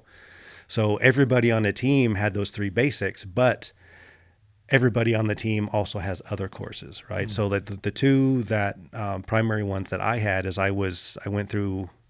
I was a coxswain, so I was one of the guys that was certified to run the boats when we did that sort of stuff. So awesome. Yeah, that was a lot of fun. But I was also a combat water safety swimmer. And then I was also what they call MCICC, which is Marine Corps Instructor of Close Combat, or a black shirt. So in that time, the fighting system that the Marine Corps used was called LINE, L-I-N-E. Okay. It was linear infighting, neural overriding engagement. Bottom line, it meant I was going to cause you so much pain that you didn't know what was going on in your life. Just you and me in line, toe to toe. Yes. I'm going to cause you massive amounts of pain as quickly as possible. That's awesome. And I was an instructor for that. Okay. So that was what we did. Was that your introduction to martial arts, or had you been? No, doing I had jiu-jitsu before. No, so I had done stuff. So basically, since I was 13, I've done different combat sports. Okay, Like I did cool. karate and aikido and other Yep. stuff going into it. So one of the things I think is really kind of cool about the Marine Corps and the recon community, and in particular, is that you don't get randomly selected to go do things. Like they find things about you.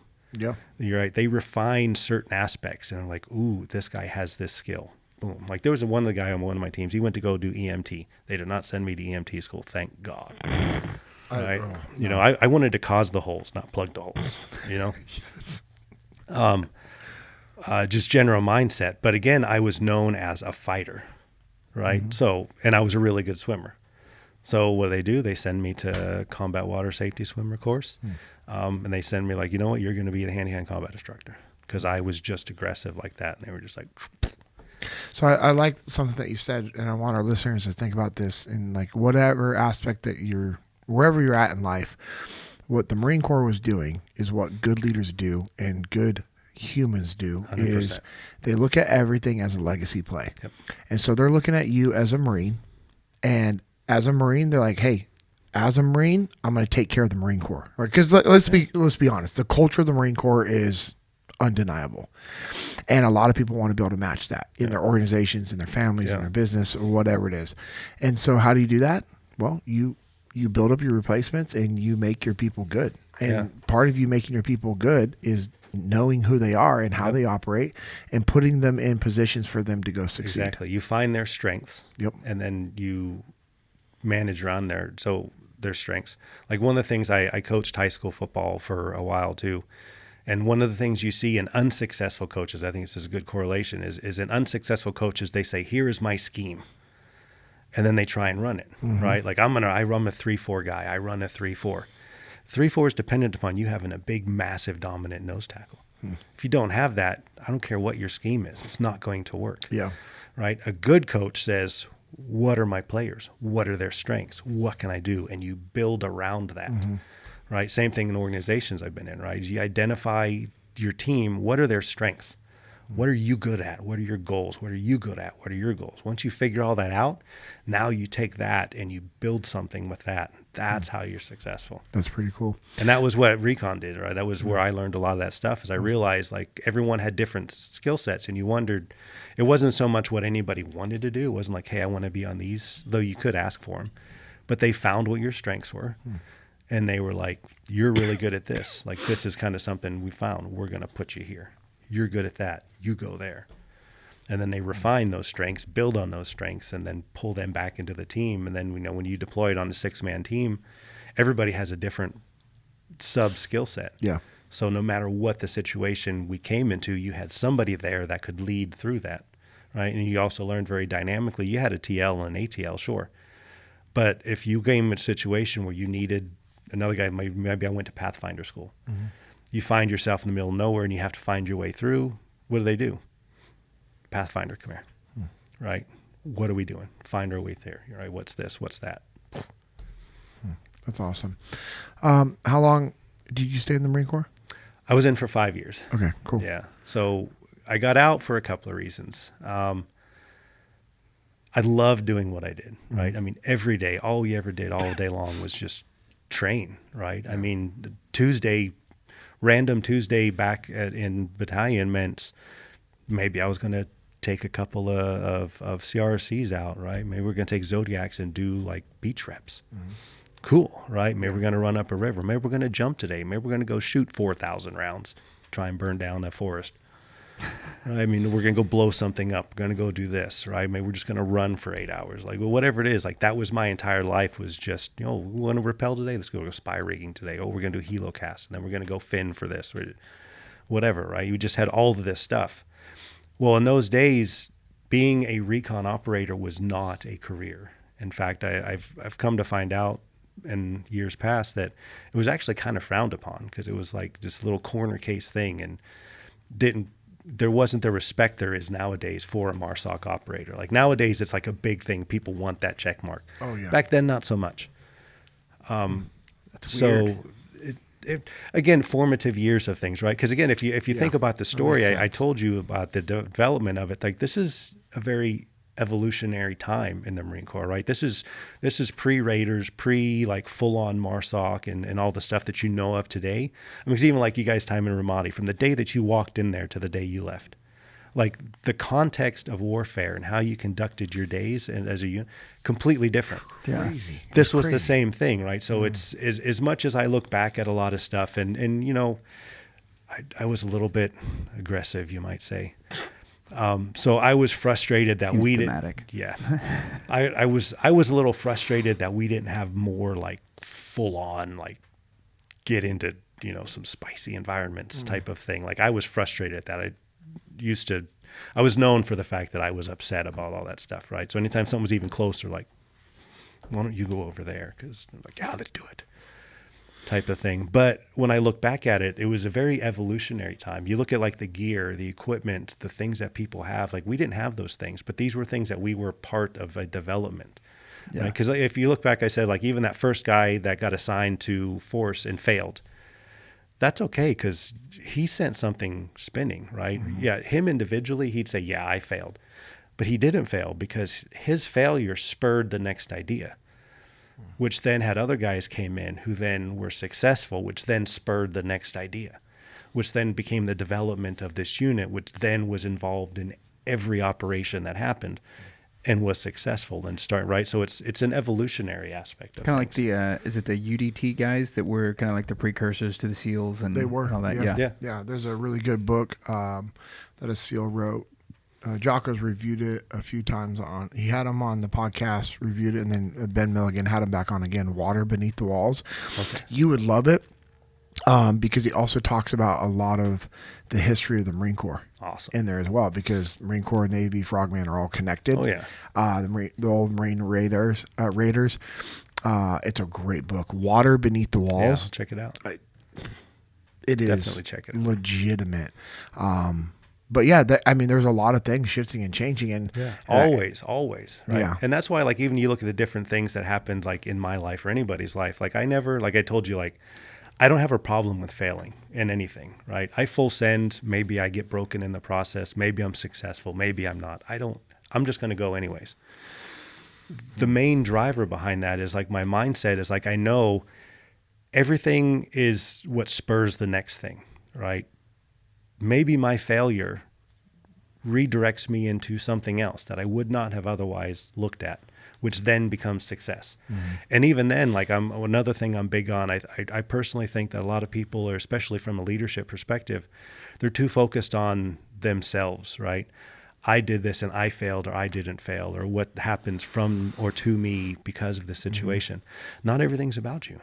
Yeah. If I go do an op or whatever, maybe that op was terrible for me. Right? Maybe it was miserable. Maybe it gave me, dreams for years. But you know what? Someone else might have had a better life because of that day I was there. Yeah. Right? Or maybe something happens because I did that. Yeah. It just so many things happen. There's something else happens because, right? I found an interesting strategy to this mindset is a good friend of mine. He's a former fighter pilot, ironically. Name's Cruiser. Well, that's not his name, but that's who he is. Call sign. Cruiser. Yes, call sign's Cruiser. Years ago, he told me to do what we called a life map. And you just go back and you just start thinking about just different things in your life that had some impact, good or bad. And you basically plot them chronologically. And then you rate them like between a +10 and a -10. On if you just had to rate something, like that experience was at a +10 or a minus, somewhere, whereas that range is it, and you know all down, then grid them. Once you do that, you start to see trends of bad things happening. And then like they just bad thing after bad thing after bad thing, right? If you're living in that moment, you're like, life just sucks.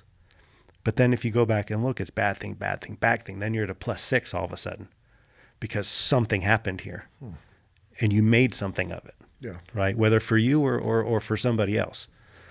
Right. I found that to be easy on the hardware. I found that to be a very useful tool. I mean, honestly, to this day, I still periodically go back and I update it just to see. Yeah, I pull it out and I add through, and just to see, because it's easy data. to look back at things and That's just cool. make a generalization. But when you actually start putting those pieces together, you see that a bad situation, a bad scenario, a bad experience might not actually be a bad thing. That might be a good thing. Yeah. Right. It's very similar to what we've talked about a few times on this podcast in regards to like the humility that's required for you to do an honest self-assessment. Oh, yeah. And that's what you're Super doing. hard, yeah. Is you're giving yourself an honest self-assessment of like, hey, what are some of the good, what are some of the bad things? But you can't track it to find trends if you're not being honest. Yeah. So that's awesome that you Yeah. did that. And that's why I said, when you do it, you basically start off with just a list, right? Yeah. You just sit there and just come up with this list, just sit and think, what impactful events in my life? And you just write them all down. Then you go through one by one and go on that -10 to +10, what you would rate that particular experience in terms of -10 being terrible, +10 being phenomenal. Yeah. How was that? Once you give everything a rating, now you order them chronologically, then you grid them out. Then you can do the assessment. You can see, because a lot of times what it also does too is it identifies where you're making bad decisions. Yeah. You could be like, okay, I did X, Y, and Z, and look at the repercussions of doing that. Right? All these things happened when I changed and did this. Okay, cool. That needs to be addressed. And vice versa, right? You see where all of a sudden things are on an upward trajectory, and you're just like, well, what happened immediately prior to that? Then you say, I changed this. Aha. Upward trajectory. Let's look at that. That's incredible. What got you into training jiu-jitsu when you got out of the military? Like, what was the transition to, okay, you got out of the military, what are you doing? And at what point do you find jiu-jitsu and judo? That wasn't until years and years later. So, got to backtrack just a little bit to get to that. Cool. So part of that, so going back to my getting out of the Marine Corps, that was part of it. It was time to re-enlist at the end of my thing. The only way I could re-enlist was I had to go to Rota, Spain, and be locked up in a building with no windows and just be a pure intelligence analyst. After everything I did, no. Not appealing? That's weird. No, it wasn't. And so the third thing, and this is really kind of the main kicker to everything for me and what forced my hand out, is in January 95, I actually had brain surgery. Yes. We were on an op, and I had some issues afterwards to where, bottom line, I woke up. We were in a port facility somewhere, and one of two things happened. To get to our hide, we had to crawl through like this aluminum ore plant. So you're like crawling through like sand, like aluminum ore to get into this abandoned port facility, which is, asbestos hanging from the roof. We walked in, as soon as we got to our hide, we walked in the building. The minute we walked in the building, I had like the worst head, like instantly, like my head just hurt bad. And I'd walk outside again in the back, opposite side from where the target building was. And like a couple minutes in the air, I felt fine again. I go back in the building and bad again. I did this a few times. And then I told my team, and I was like, listen, like I can't do this. And so ironic. So this was on my second team. My first team, I was an RTO. And then on my second team, I was actually the team leader. So it was my team. I went back in and I was like, we may need to relocate, right? Because something's not right. I radioed back, and basically I was told that, counterintelligence couldn't, like this was the only spot that had the view to the target building and stuff. I had to stay there. So we stayed there, and basically I don't remember. I think they were there for like 3 days. I don't remember any of it. My team tells me that I was basically crouched in the corner of the room with a pistol in my hand and my head down, and basically was non-responsive for a couple of days. So I just sat there, crouched in the corner, and every now and again I'd look up and look around and just sat there. But then we did a sniper-initiated assault, and for whatever reason, when the sniper rifle went off, like boom, it just brought me back. I stood up, grabbed my stuff, to and through, out, everything was fine again, didn't think nothing of it. I woke up, and then there's periods of time where they make your way back to base, whatever, eventually get back to base. Monday morning, I woke up and the right side of my face was completely swollen to where my eye was swollen shut. And I'm thinking, I'm just like, oh, great, here we go. I got to go down to sick call, right? You go down there and they took some x-rays and an MRI. And then next thing I know, I'm strapped to a gurney being medevaced up to Portsmouth, Virginia, telling me, they got me literally like strapped down, and they're telling me, without telling me what's going on, they're just telling me because I'm fighting it because I don't like being strapped down. It's weird, yeah. And I'm not a patient person as far as that stuff goes either. They kept telling me, if you move, you're gonna die. You need to just relax, stop moving. Because you're thinking like a stroke or blood aneurysm. So, because what happened is they did the MRI on my face, they saw a shadow. So then they went back and did another CAT scan, and then they were just like, holy shit, we got to get this guy out of here. So they medevaced me up and put me in the hospital there.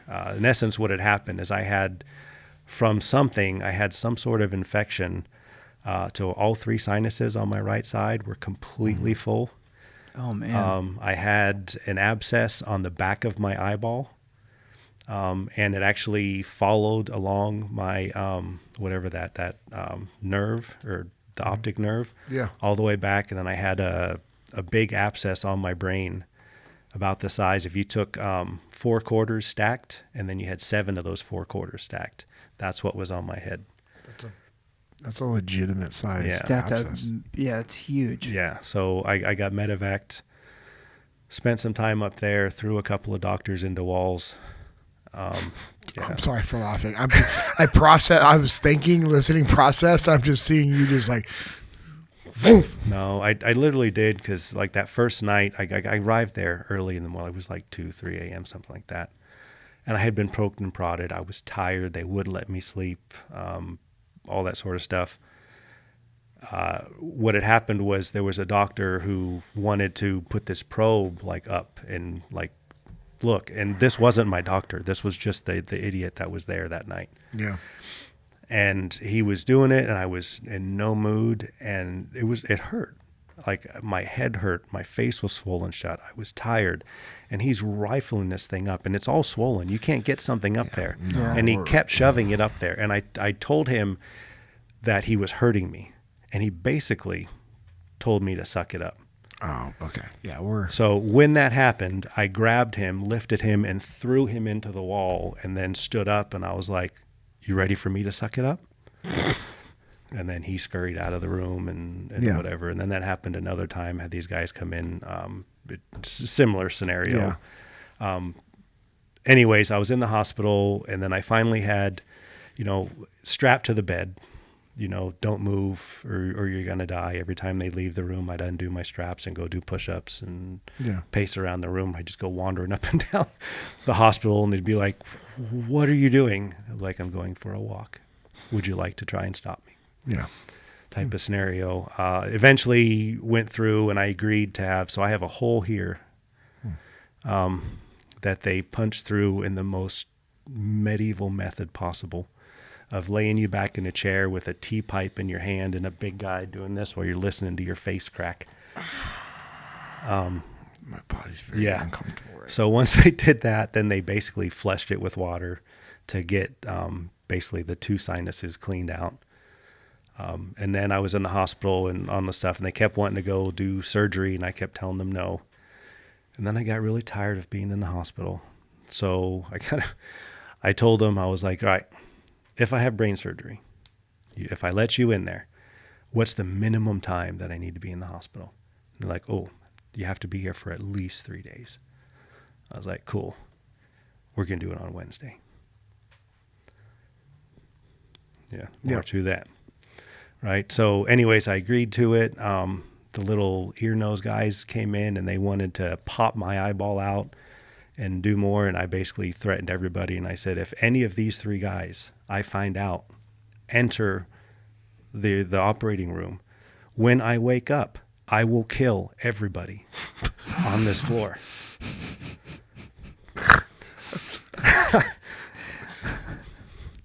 true story, unfortunately. So they assured me they will not be in the room. I couldn't imagine also how much pain you're in at this point. How I was in a irritated lot. you are. I mean, well, imagine not sleeping. So the cumulative time, I was 12 days in. I was cumulatively, I was in there 12 days. I lost 30 pounds over the course of 12 days. I was a skeleton. When I got out of there, I weighed like 160 something pounds, 63 pounds.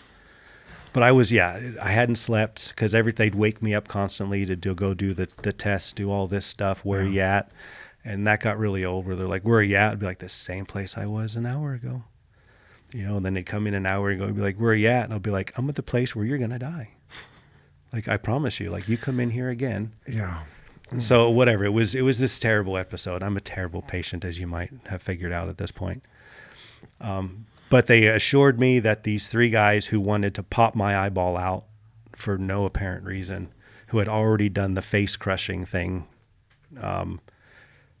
was like, as long as they're not in there, cool, do what you got to do. So I went in, had 2 more holes drilled in my skull. So I've got 2 holes here, plus this one here. So I got 3 extra holes in my head, which is funny because for years, every time somebody like, oh yeah, I need that, like I need another hole in my head. Seriously. Like, actually, like I already got a couple extra. We're good. So the reason why I did the Wednesday thing was, so they wanted me to actually stay in the hospital for like 3 months. So I had found out, because I was there long enough, that on Saturday there's a limited crew there, right? So skeleton crew. Including the administrative section is closed, right? So I pulled some strings, called some friends, and had some fake orders. Nice. Hand couriered to me on Saturday morning by a friend of mine. And I knew that no one was there that could actually like validate it. Yeah. So like I showed up, they showed up. I'm like, I'm go. And they're like, this doesn't make sense. And I'm just like, orders. I'm just here to listen. Yeah. Right. So I go home and whatever. And then obviously I got in a lot of trouble on Monday because the MU commander heard about it and called me into his office. Right. And I looked terrible. Right. I walk in and you snap to, and he's like, sit down. And then he was like, so he's like, what are you doing here? I'm like, oh, well, you called for me. He's like, that's not what I mean. He's like, why are you not in Portsmouth? It's like, oh, I had orders. They released me. He's like, yeah, I have your orders. This person that signed it doesn't exist. And I was like, what? So weird. Just because you haven't met him means he doesn't exist. Sir, we should go find that guy. Yeah. I want to get to the bottom of this. I'll take lead on it. Yeah. So anyways, he looked at me and I had no answers, right? And I felt terrible too, just not physically, not about what I did. And he did that and he looked at me and he was like, he just shook his head and he's like, I know what you did. He's like, I've asked around about you. I know who you are. He's like, take your dumb butt home. He's like, I don't want to hear about you. I don't want to see you. I don't want to smell you for at least 2 weeks. It's like, you just need to disappear. And we're going to pretend this didn't happen. And I was like, roger that. Appreciate it. Sweet. So I went back. So anyways, that happened. And I tried to stay in. The problem was like the after effects of it was that I would lose sight in my right eye a little bit, kind of come and go. And I had raging headaches all the time. Like it felt like someone would hit me in the head with a 2x4, just crack all of a sudden, and just be like, type of thing. But what it ended up happening was, I said this was in January of '95 that I had my surgery. The Marine Corps tried to medical discharge me, and I was not having that.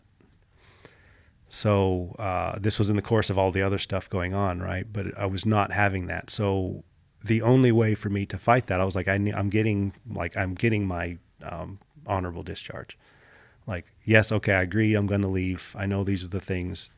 The only way to do that was I had to just go like all in. So like I joined the friggin' football team. I did everything, right? And they had a corpsman followed me around like my shadow for months, right? Because everybody knew what I was doing. But I wanted to fight my way through so I got my honorable discharge. So then when the time came, in fact, to that point, that team, when it came time to deploy, I had to step out because I knew I couldn't physically do it. I knew I was a liability because I was struggling with everything we did. I was struggling physically. Again, my weight didn't come back very quickly. I had these terrible headaches. I knew that if we had to deploy somewhere, like I'm a liability. Yeah, you're a liability. So as hard as it was, I had to take that step back. And when it came time to deploy, they called me in and they're like, and I was like, I have to. Yeah. About. And then I did. That was when all the medical discharge stuff all started firing up and all that. And then I was like, no, we're not doing that. So I did a bunch of other stupid crap to fight my way through. So then the time came to get out. I got out. Okay. Right. So because of all of the things that happened, like when I got out of the military, I don't know what your experience was. Like I got out and all of a sudden everybody thought I was crazy. Just generally thinking like things that I thought were funny. Like I think it's funny to throw darts at my friends because this is what we did. Yeah. Right. If you come in the room and you're wearing flip flops and I have a dart in my hand, guess where it's going? Towards your foot. Yeah, absolutely. Yeah. If it hits you, that's on you because you should have been faster. Yeah. Dance. Yeah, exactly right. So it was stuff like that, or you go up and you goose somebody bends over. Don't bend over in front of a guy because you're going to get something that you're not going to enjoy. Yeah, type of thing. Right? There was all these things that we did. Everyone thought I was crazy, right? So between all the stuff that had happened, the physical stuff I was trying to fight through still, and all of these things, like I distanced myself honestly from like Recon and Marine and everything. Like I just completely was like. Yeah. And I stayed away from it for a long time. I didn't acknowledge it. I didn't have any Marine Corps stuff anywhere. It was just kind of trying to figure out where I was in life. And I went back to play football, and I played football, and that was kind of my identity for a while and all that stuff. Well, once I kind of got to the end of the football road, and I played semi-pro football is how I kept playing football. Excuse me, sorry. Once we got out of Which that. is crazy. You start playing semi-pro football even with these headaches and this head trauma stuff. Yeah. Okay. So the funny thing about that too, of just kind of definition of me, if you look at my helmets. Yeah. Oh, there's scuffs. The stick marks are all on the side of my damage. Like 100%. Like it's massive on that side. Because everyone used to make fun of me. They'd be like, which side did you have the holes in your head? I'm like, this side. Like, you mean the side with all the stick marks? The side that you hit everybody with. I was like, yeah, amazing. Pretty much. Okay. Yeah, but so we got done with that. And then at that point in time, I kind of was opening myself back up to my past. Because as I said, I kind of put it all aside because I felt like the outcast everywhere I went. Mm-hmm. It's hard to be that guy in that world. Yeah. Especially in those days. Like nowadays, it's probably a little bit better, I would imagine, because like everyone like glorifies it. There's movies and series and every show you turn on is all these special operators, right? It's like the cool thing now. When I came out, I was the crazy guy that went and did stupid stuff, right? So I didn't have that. But then over time, you kind of start accepting it and you're like, bro, this is just who I am, right? Yeah. I met another guy who was former Recon and he did kickboxing. So yeah, what does a guy do? Cool. Former hand-to-hand combat instructor, we're gonna go kickbox. Yeah. Right. So I started kickboxing with him all the time, and this is how I got to jiu-jitsu. Where was this at? It was locally. I think I met him in a gym in Southlake. Okay, so you were living here in Texas. Yeah, I was here in Texas. So what brought you to Texas? I'm sorry, I didn't know. No, work. Okay. Yeah. Cool. So just real quickly to work, I got out of the Marine Corps. Really, that doesn't translate. I had a couple offers to go do related things in the private sector. Yeah. But, my genius brain back in those days was like, no, I don't want to do that stupid. Oh, probably a good idea. So, considering what you had going on. I got out. I was driving a truck full of stainless steel. Okay. And I thought, there's got to be something better I can do with my life. Yeah. And I went back to mention that friend I had in high school, his dad. I went to him and was like, I got to figure something else better with my life. Well, he did what I do now in network engineering for like 30 years. So he was like, I got a plan. He's like, I'll teach you everything I know. Your job is to work for me and to learn. So I did. I moved in with him, and he basically, my job from sun up to sundown was to learn. He would give me stuff to go read and do whatever, and then I'd go read it, come down, he'd quiz me, do other things, just learn. Then I started putting together instructional material for him, and then I started teaching for him, and then I went off into the real world. And so I was working for what it wasn't Verizon yet, but it was one of the 4 companies that merged to become Verizon. Yeah. Is it GTE? That GTE Mobile was one of them. Yeah. I worked for AirTouch. Oh, okay, right on. But I was when the companies merged, I was actually at that point in time the lead engineer responsible for the whole central part of the United States. So we had first built a building in Southlake in 2003. And when we were building that building, it was in my area. So I went to my director and I was like, so desk for me in Southlake? He was like, if you want to, do your thing. Cool. Yeah, so that was how I ended up That's awesome. going to that because, you know, and the other side of it too is there was just organizationally, I saw some writing on the wall that was like being in this particular spot, like may not have a good future. But I was like, that opens up the door. Yeah, So I was smart. like, I'm going to go because that's the best thing long-term directionally. That's cool. So that was how I was here. And that's where I met the guy. I met him at the gym I was working out at because, you know, he had a jack on him. Nice. So that's the easy identifier, right? If Yeah. you want to know a recon guy, I guarantee he's got a jack on him somewhere. Saw his jack. We started talking. He's like, "Oh, I kickbox." I'm like, "Bro, I kickbox. Let's do that. Let's hang out. Let's be friends." Did we just become best friends? Yeah. So, anyways, how I got into jiu-jitsu was it was a Friday. He called me, and he was a very negative person about anybody that did anything martial arts wise. But he called me one Friday, and he was like, "You got to go check this place out." It's like, it's awesome. This instructor is awesome. Coming from the guy who has a negative about everybody, I was like, I'll be there, right? So I showed up at 5:30 to the gym and basically got owned for an hour by a guy outweighed by 60 pounds. And it's not that I was fat. Yeah. And at the end of that 60-minute session, I just said, where do I sign? And I've been doing it ever since. That's amazing. All right, so real quickly to get us up to speed with your jiu-jitsu career, I misspoke on 2 or 3 Jesus and Jiu-Jitsu episodes. I thought you were a black belt in judo. No. But you're able to hold yourself. You're able to hold your own very well against high-level judo guys. Yes. Because what was your background training jiu-jitsu? You were also talk to us about that instructor. Yeah. Yeah, so the first instructor I had, I went and trained at a place called Ironside when it first opened, and the instructor is a guy named Sina Haddad. Mm-hmm. If you ask anyone in the DFW area, everyone refers to him, even all the other black belts, as Master Sina. That's pretty legit. He had been doing judo since he was 8. At one point in time, I think he was like somewhere between 9 or 7 in the world. Iranian national judo team, judo is life. Yeah. So when we were training, judo class was part of what we did, right? There was no formality behind it. Like I was never formally belted. I tried one time and he was like, no, we don't do that stuff.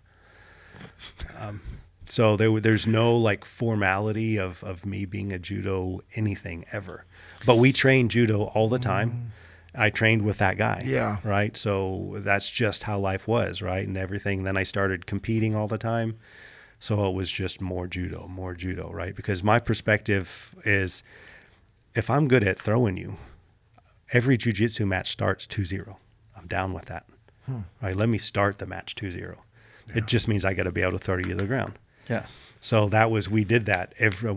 Judo was part of our jiu-jitsu. Every day was something. In fact, for a while there, like our warm-ups was takedowns. Like I would just do like 10 rapid-fire takedowns on you, 10 rapid-fire takedowns on me, and then we'd switch to the next one. We'd do like 4 of those. That was part of our warm-up. Mm-hmm. You know, we'd have days explicitly where we would just work judo, just work throws, right? If I had a tournament coming up, we would just work on the things that I like to do, whatever. So judo was always a very strong part. Everything starts on the feet.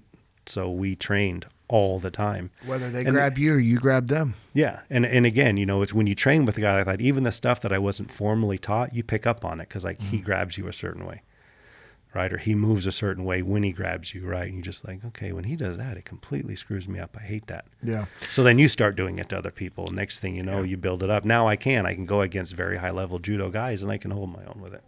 That's an understatement. You're being humble and polite. I've seen you do extremely well against high level judo guys. And Isaac Tawaefa, for those of you who are not familiar with who my brother is not a small human. Mm-mm. He's over 300 pounds. I believe, right now, or he's in that range. He's right at there. I think he's a little under. I'm sorry, he's a little under. I thought he'd been bulking back up. Like his shoulders look even broader than they've ever been. He's a refrigerator of a man. He's large. You can throw him as much as you want. I can kind of manhandle him a little bit. It's amazing.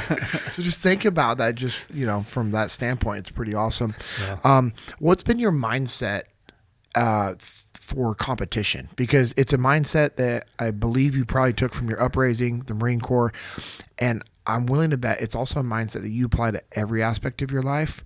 I think I know the answer. I wrote it down.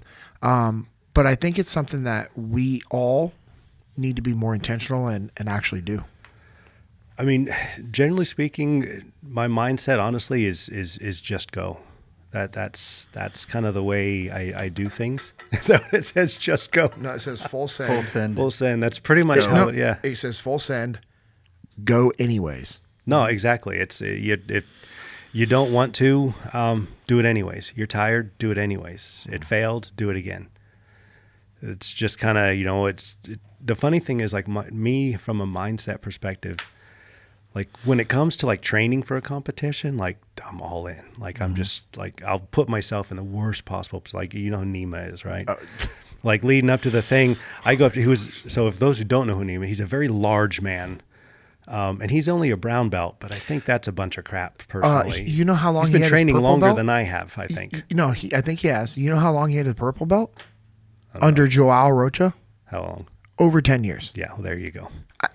I just remember the first time meeting him and I was rolling. I'm like, bro, like I know I'm not great at jiu-jitsu, but I don't think I'm horrible. You're like, is that a loner belt? Where did you get that? I was like, I was really confused. And I was very discouraged because I was like, cool, I'm not going back down to blue. I'm going to white. Yeah. Because I mean, he's Lucas, it was bad. Very good. It was really bad. And he's large and strong. And good technique, all that's a bad combination. But anyways, leading up to a competition, like I'm the guy that walks in and I'm like, let me start on the bottom. Again, I don't want, under no circumstances, and again, any other time I've rolled with Nima, I take him down, I get on top. And stay. And I'm not getting underneath. Everything you can. Yeah, if something happens and I start to roll, I'm immediately getting myself out of there. And then re-attack instantly, right? But again, my mindset was put yourself, like, suffer. If you can get underneath a huge guy that's this big, this strong, this maneuverable, this skill set, is like, and just fight through it, right? So I'm big on putting yourself into terrible positions. And this is in life in general, right? I mean, like, if there's a terrible thing that's going to happen, but it's good for you and or somebody else, then we're doing it. I'll deal with the repercussions later. Or grow from the opportunity, right? Because again, the whole thing for me is like, even if I get underneath him and it fails miserably, good.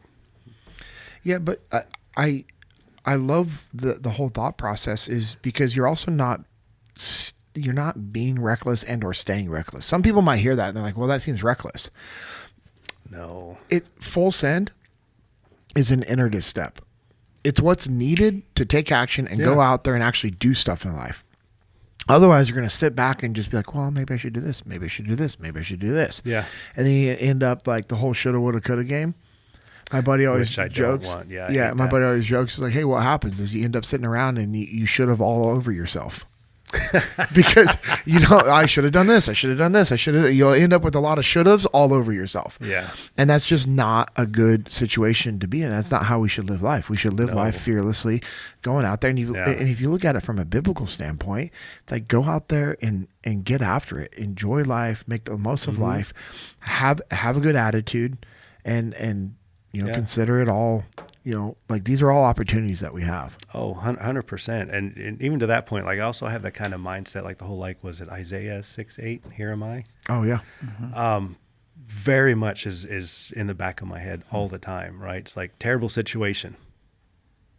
Let's go. Yeah. I'm in, like it. right? Well, whatever it is, whether jiu-jitsu, competing, whatever, like, I get in those bad situations and it's just like, you know what? Like, you see it and you hesitate. Well, maybe it fails. Just go anyways. I like that. Right? Just take that step. I know see what happens. I know we're getting close to our time. We got to wrap up, but Brent, I really want you to come back on the podcast again because I think there's a lot we can like unpack from this episode. I know Lucas has some questions for you. Yep. Yeah. But I want to share with Lucas and our listeners. Lucas, you'll be the first one to know. Actually, no, Josh knows now. And Lucas, you're about to. So sent out a text. So Brent got me with the "Are you in or you out?" Oh, this sucks. So I right. sent. I'm gonna get a doctor's note. Oh no. So Brent got me with it, and Yeah, I was all like, right. "All right, you know, I respect this," and because he also knows the rules, and it's got to be something that's doable for the person, and you know, and so I sent it. I was like, "All right, okay, yep, this is doable." Shut that voice off because the initial voice started telling me, "Oh, Your meow meow voice. oh yeah." Yeah, It just started, go. you know, I was Just like, go. just go full send.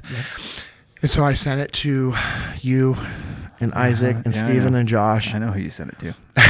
And Josh is like, "You know my answer," or something. He's like, "I'm Yeah. in." Yeah, something along those lines. And then everyone responded. So I didn't consult with my wife before I said it was in, so this is not an alibi. No, I'm just saying Kirsten now gets to know why her life is going to be ruined for the next however long. It won't be ruined. Sure. Yeah. This So is kind of interesting side note to correlate to that is, and we haven't even gotten any of that stuff yet, but so kind of the fun part to that is obviously, you know, both my bachelor's and so my bachelor's degree is in organizational leadership. My master's degree is in psychology of leadership.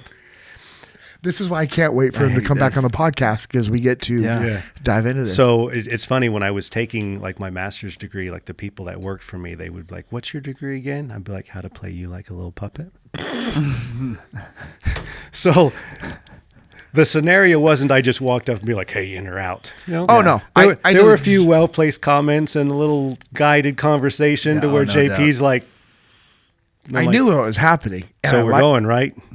Yes. Like, I that's was right. like, yes. And it's funny. It's like, I knew what he was doing. And I'm like, this is why we're friends. And this is why it's important to have fellowship and people surrounding you to push yourself and to do hard things. So, The audience has as much anticipation for what this is about to be as I do. yeah. Yeah. So you ready? I've already said I was in. No, I know. I'm Yeah. just telling you, you get to choose Oh boy. from either the Dallas IBJJF tournament on January 23rd, 24th, or 24th, 25th. I think 5-6. Yeah.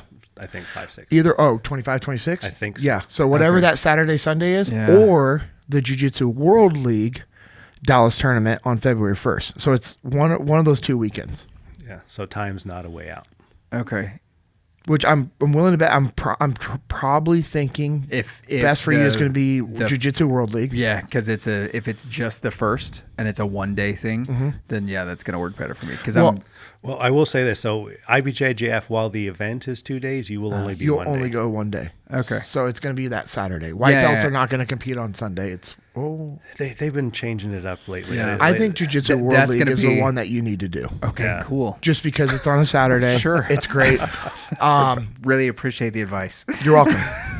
Hey, I'm giving you good advice as a friend. Would you not agree? It seems like valid advice for me. Okay.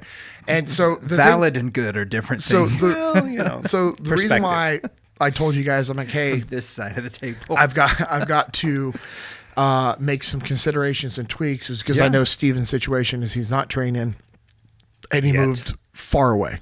Yeah. He's like 90 minutes away from us So right do I now. just need to move far away because that's the only part of his situation that's different from mine. No, currently. because he's not getting out of this. He said he's Oh, yeah. in. Yep. Here's what I know Steven wants and needs is because he's been talking about like getting back into working out or doing something daily. Sure. Steven's jiu-jitsu was never bad. He's very smart and intelligent. His jiu-jitsu IQ was very high, very fast. Okay. All Steven needs is some cardio and just to get back in that, hey, let me get myself breathing and pushing myself hard. So my thing for Steven is going to be like, cool, Jiu-Jitsu World League. He's done it before. It's not going to be anything new for him. He's not, this is like a no factor for him. Now it'll be different because he's a blue belt, but it's going to be awesome because you're a white belt, Steven's a blue belt, Josh and I are purple belts. Isaac is a brown belt. And then we have guys that we've been through pursuit with that help Jesus in jiu-jitsu. Like Brent's at all the Jesus and jiu-jitsu events happening. He's competing in it. So there's our black belt representation right here. So we have white to black, part of, our crew. So we're going to be doing it. So I'm excited. I am doing the Dallas one. I might also do the Jiu-Jitsu World League one the following weekend. Where is that one? It'll be in the Nitex Arena in Northwestern Hills. Yeah. All right. Yeah. So it's an away game. 30 minutes, dude. Don't do that. I think it's like 20 minutes from here. I'm not fighting my home turf anymore. I got to go to NRH. You got to go to NRH. Got to go to Tarrant County to make this happen. So that's what we're doing. Josh and I, since we are the same age and both purple belt, we've figured out the weight class differences. He's going to drop down. I'm going to drop down one as well. All right. And so it's going to be good. And so for Steven, it's going to be like, hey, like, guess what? You can once a week find your way to a 5-5 affiliate. Oh, yeah. Because there's one in Wichita Falls, which is not far from him. Oh, okay. Which the guy from Beaver Jiu-Jitsu that just got his black belt, when you got your 3rd degree. Oh, yeah. Yeah, I'm drawing a blank on his name. Super nice guy, but he's a black belt. It's a 5-5 affiliate in Wichita Falls, 45 minutes away from Steven. Oh, there you go. He can also make it to Eclipse Jiu-Jitsu once a week as well. That would be a good because one. that's not far from. It's about 45 minutes to an hour. But what he can do is on the way home, once a week. All it is just once a week. Get up there, go get. Or guess what? Wake up early, like once a week, and come get a morning class at Eclipse or 5-5. Or it's gonna be. It's gonna. Here's the deal. It's gonna be more difficult for Steven than any of us. Yeah. By far. But it's what he needs right now. And that's why I included him in it. I almost didn't, but I was like, no. One, I would be a jerk by not including him because it's a doable thing. The whole point to us doing this is to put ourselves in situations that's going to force us to grow and be better versions of who we are. This is going to... It's harder because it's 45 minutes, but that said, like, if your mindset is to go, what's 45 minutes? There was a while there I lived 45 minutes away from where I was trained, and I've never been any less than 30 minutes. Well, now I live 10 minutes from 5-5, which is awesome. Strategic move on your part. Oh, yeah. It was intentional. But I would drive 30 to 45 minutes to go train every time, and I'd go 3-4 times a week. James Gonzalez drives 90 minutes one way. He does, yep. And he is very consistent. Yep. Now, I get it. Everyone's thing is different, and my thing that I will remind Steven is when I was training and fighting MMA, I worked, and with traffic, it was an hour away from home. Well, guess what? This is also make it happen. The last fight was during the time that Amanda and I were divorced. So I had my nights with my daughter. So I would get off work and have to race. And I was the last parent there picking up the kids. And she would have, or her parents would have, but they had other commitments, which is understandable. That's my commitment, my obligation. So I would race all the way back, pick them up, go by my house, get them a snack, get them changed. I would already have all my gear packed, and then I would race in traffic over an hour back to almost where I was at to go train. And I would train with the girls there at the gym, and they would either... somebody would help watch them. Somebody at the gym would help watch them, or they would just sit there and I'd have stuff for them to play with and do their toys. And I would be training and also taking care of them. And, hey, Daddy, I have to go pee. Okay, cool. Like I'm in the middle of a round sparring and going and, taking them to the bathroom. And then afterwards we would go grab some food, and that would be their dinner. Yeah. Oh, yeah. Or I'd have their dinner packed, and they would eat it on the way home, and they'd be asleep. And, that's what they would do. And then there was times where it's like, I still have to get my cardio in. Well, I would put them in the double stroller, wrapped up in blankets, and they would for a run. They would sleep while I was out for a run. Yep. I think I told you there's a few times I put them in the double stroller, and I would hook it up to the back of my bike. And I would ride my bike to another gym that I had keys to, and I would bring them in there. They would be asleep, and they would be sitting in the double stroller in the gym. I'd keep all the lights off. And I would hit the bag and hit weights while they're asleep because it was the only option for me to get this training done. But again, the main takeaway to all that is, right, if you make the decision and then you make it happen. There's a way. Yeah. There is a way. You just have to make it happen. So I'm stoked. I think it would be cool if we were all doing the same one. Like if all the guys were doing the Dallas Open. To me, I would be like, that would be awesome having us all there. There'll be a lot of people from Double Five doing it. I mean, I promise you, there'll be 25, 30 people at the Dallas Open one. For sure. For sure. Yeah. Every time. Probably, I mean, I would say at least 10 to 15 belts, at Jiu-Jitsu World League as well. Yeah, there was a handful the last couple of times. Yeah. But maybe the play, Lucas, is we all do the Dallas Open. So we're all there together. Boy, that would be just great. Sweet, he's in. Well, I already knew that because you said that. So yeah, that was a firm yes where I'm sitting.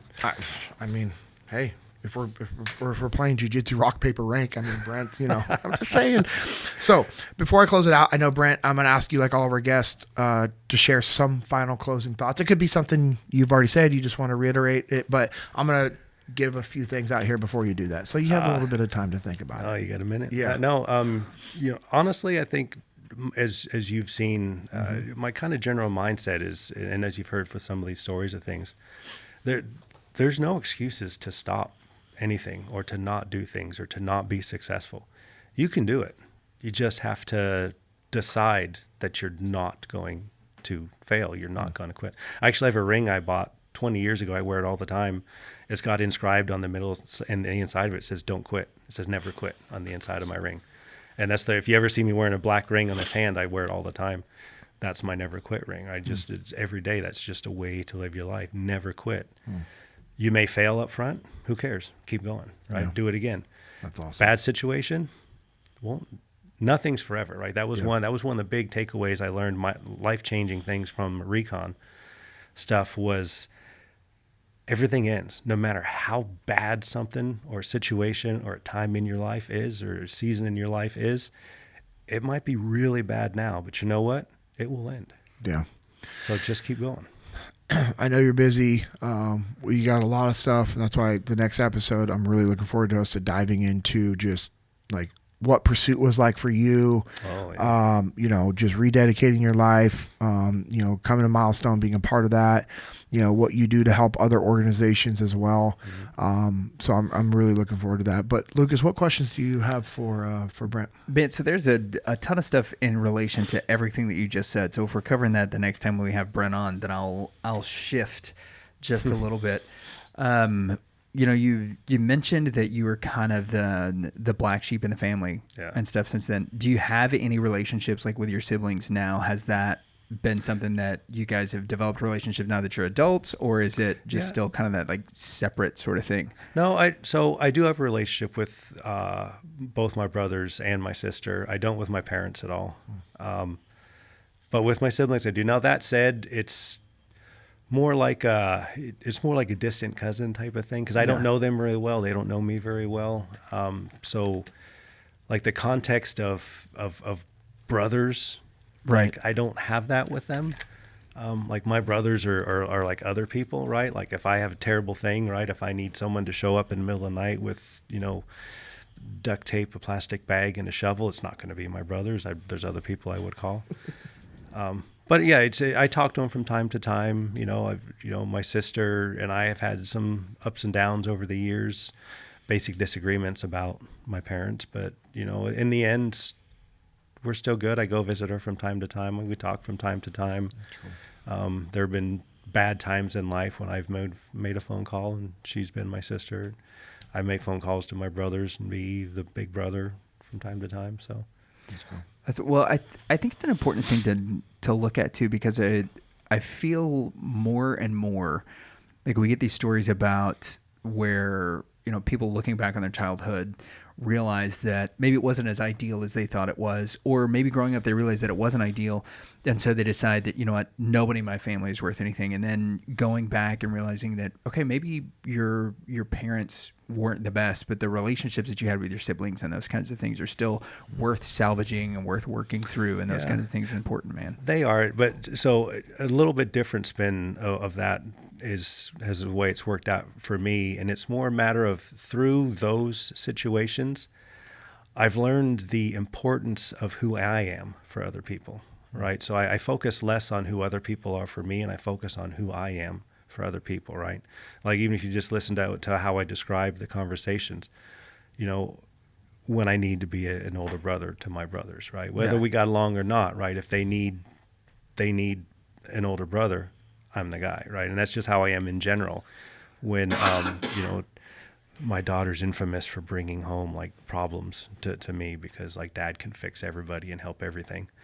But that's what I got out of the whole thing is I grew up without certain things.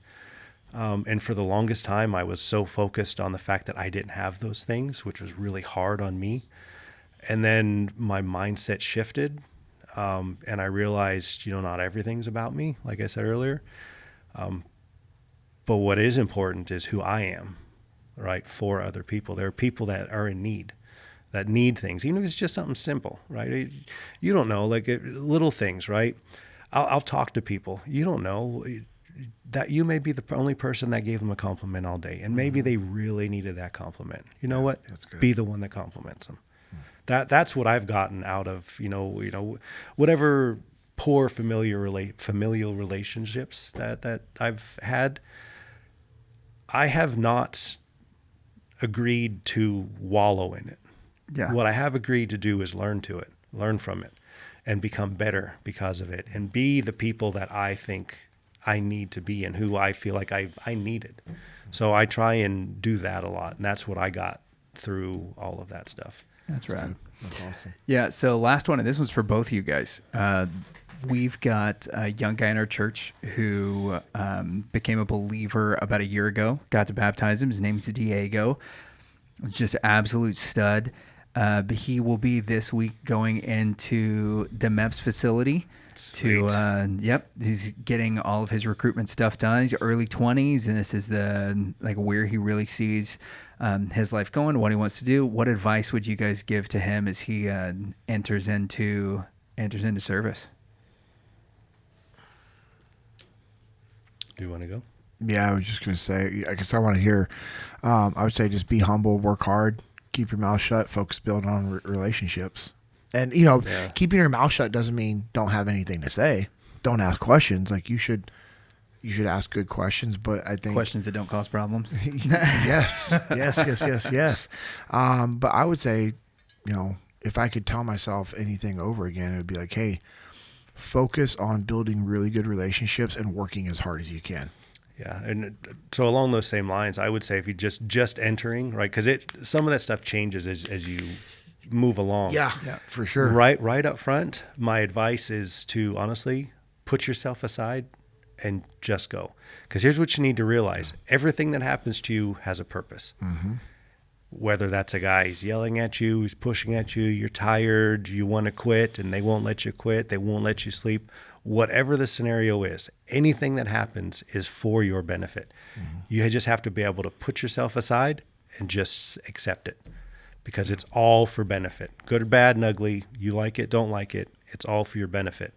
Put yourself aside and just go. Yeah, I like that. Right on. I appreciate that, gents. Okay. All right. So I'm going to close it out with some final thoughts with Brent at the very end, but I just want to thank all of you guys for all the support each of you guys have continued to give us by listening, sharing, subscribing, and commenting. Make sure you're subscribed to us on YouTube so you can be notified when our YouTube exclusive episodes come out. Keep spreading the word. We appreciate it. If you want to follow us on social media, I am at JP Dinnell, 2 N's, 2 L's.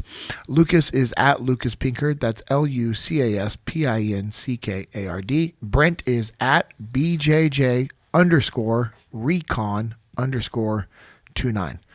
Make sure you are following Echelon Front on social media. We are at Echelon Front. And when you want to learn more about what we do at Echelon Front or check out a future event or grab some gear like Brent's awesome shirt, go to echelonfront.com.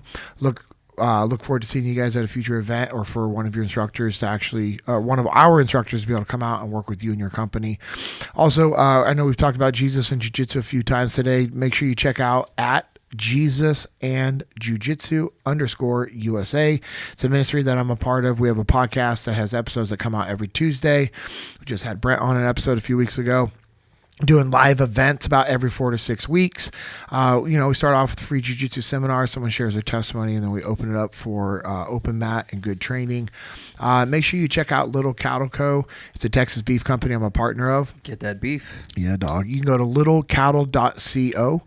We're a custom beef company that allows you to order exactly what you want anytime, and we are able to deliver anywhere in the lower 48 states. We have a ground beef subscription plan. We have different beef tallow products, which include body butter, tallow cream, lip balm. We also have beef sticks. If you want to be a wholesaler for the beef sticks and or the beef tallow products, please send us an email to amanda@littlecattle.co. Also a partner of a printing company called On the Path Printing. On Instagram, we are at On the Path Printing. Just send us what you want. Send us a message. Either Josh, myself, or Dave will get back to you. If there's any apparel printing needs that you might have, let us know. We'd love to help take care of it. If we can't, we'll make sure you find a good company. Leif, Jocko, and I have a company called Bruiser Arms. Check us out on Instagram. It's at Bruiser Arms.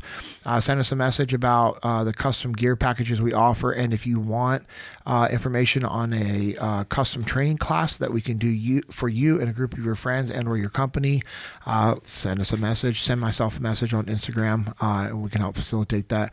Also, go check out originusa.com, jockofuel.com.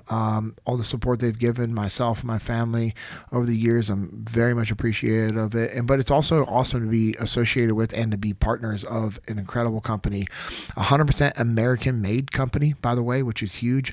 If you want the best jiu-jitsu gear, best regular clothes, hunting line, all the different things that Origin USA has, go to their website, originusa.com. Check it out. Clean energy, clean supplements, clean energy drinks. Mm-hmm. Clean supplements. I know we've been drinking those today. That is jockofuel.com. Brent, appreciate your time, man. Any final thoughts other than just full send? Go do it anyways. Yeah, no, honestly, I appreciate y'all having me here. If anything, I'll tell you that the only reason that I agreed to come on here in the first place is I kind of live in this life where, if anything I have experienced and can tell you about and share with you will help somebody in some way, I'm willing to just take that step, right? So, I hope somebody somewhere got something out of this, and I hope it helps them. Well, I know I did. I hope they leave it in the comments if it does, because that'll really help us out. There you go. Yes, absolutely. Hey, share your takeaways, and not only your takeaway, what are you going to do with it? Like specifically, let me know. Yeah, 100%. Hey, what'd you take away from it, and what are you going to do to implement those things? That's huge, because then you put yourself in the corner of accountability, and that's the best thing is when you can put yourself in a situation where you are holding yourself accountable. Yep. That's a good thing. So, and if you're on the fence about whether to do that or not, the answer is to do it. Yeah. Full send. All right. I hope this episode has been a reminder to go out there, do the work that's needed, put in the effort needed, and to never settle. This has been the JP Dinnell Podcast, episode 63.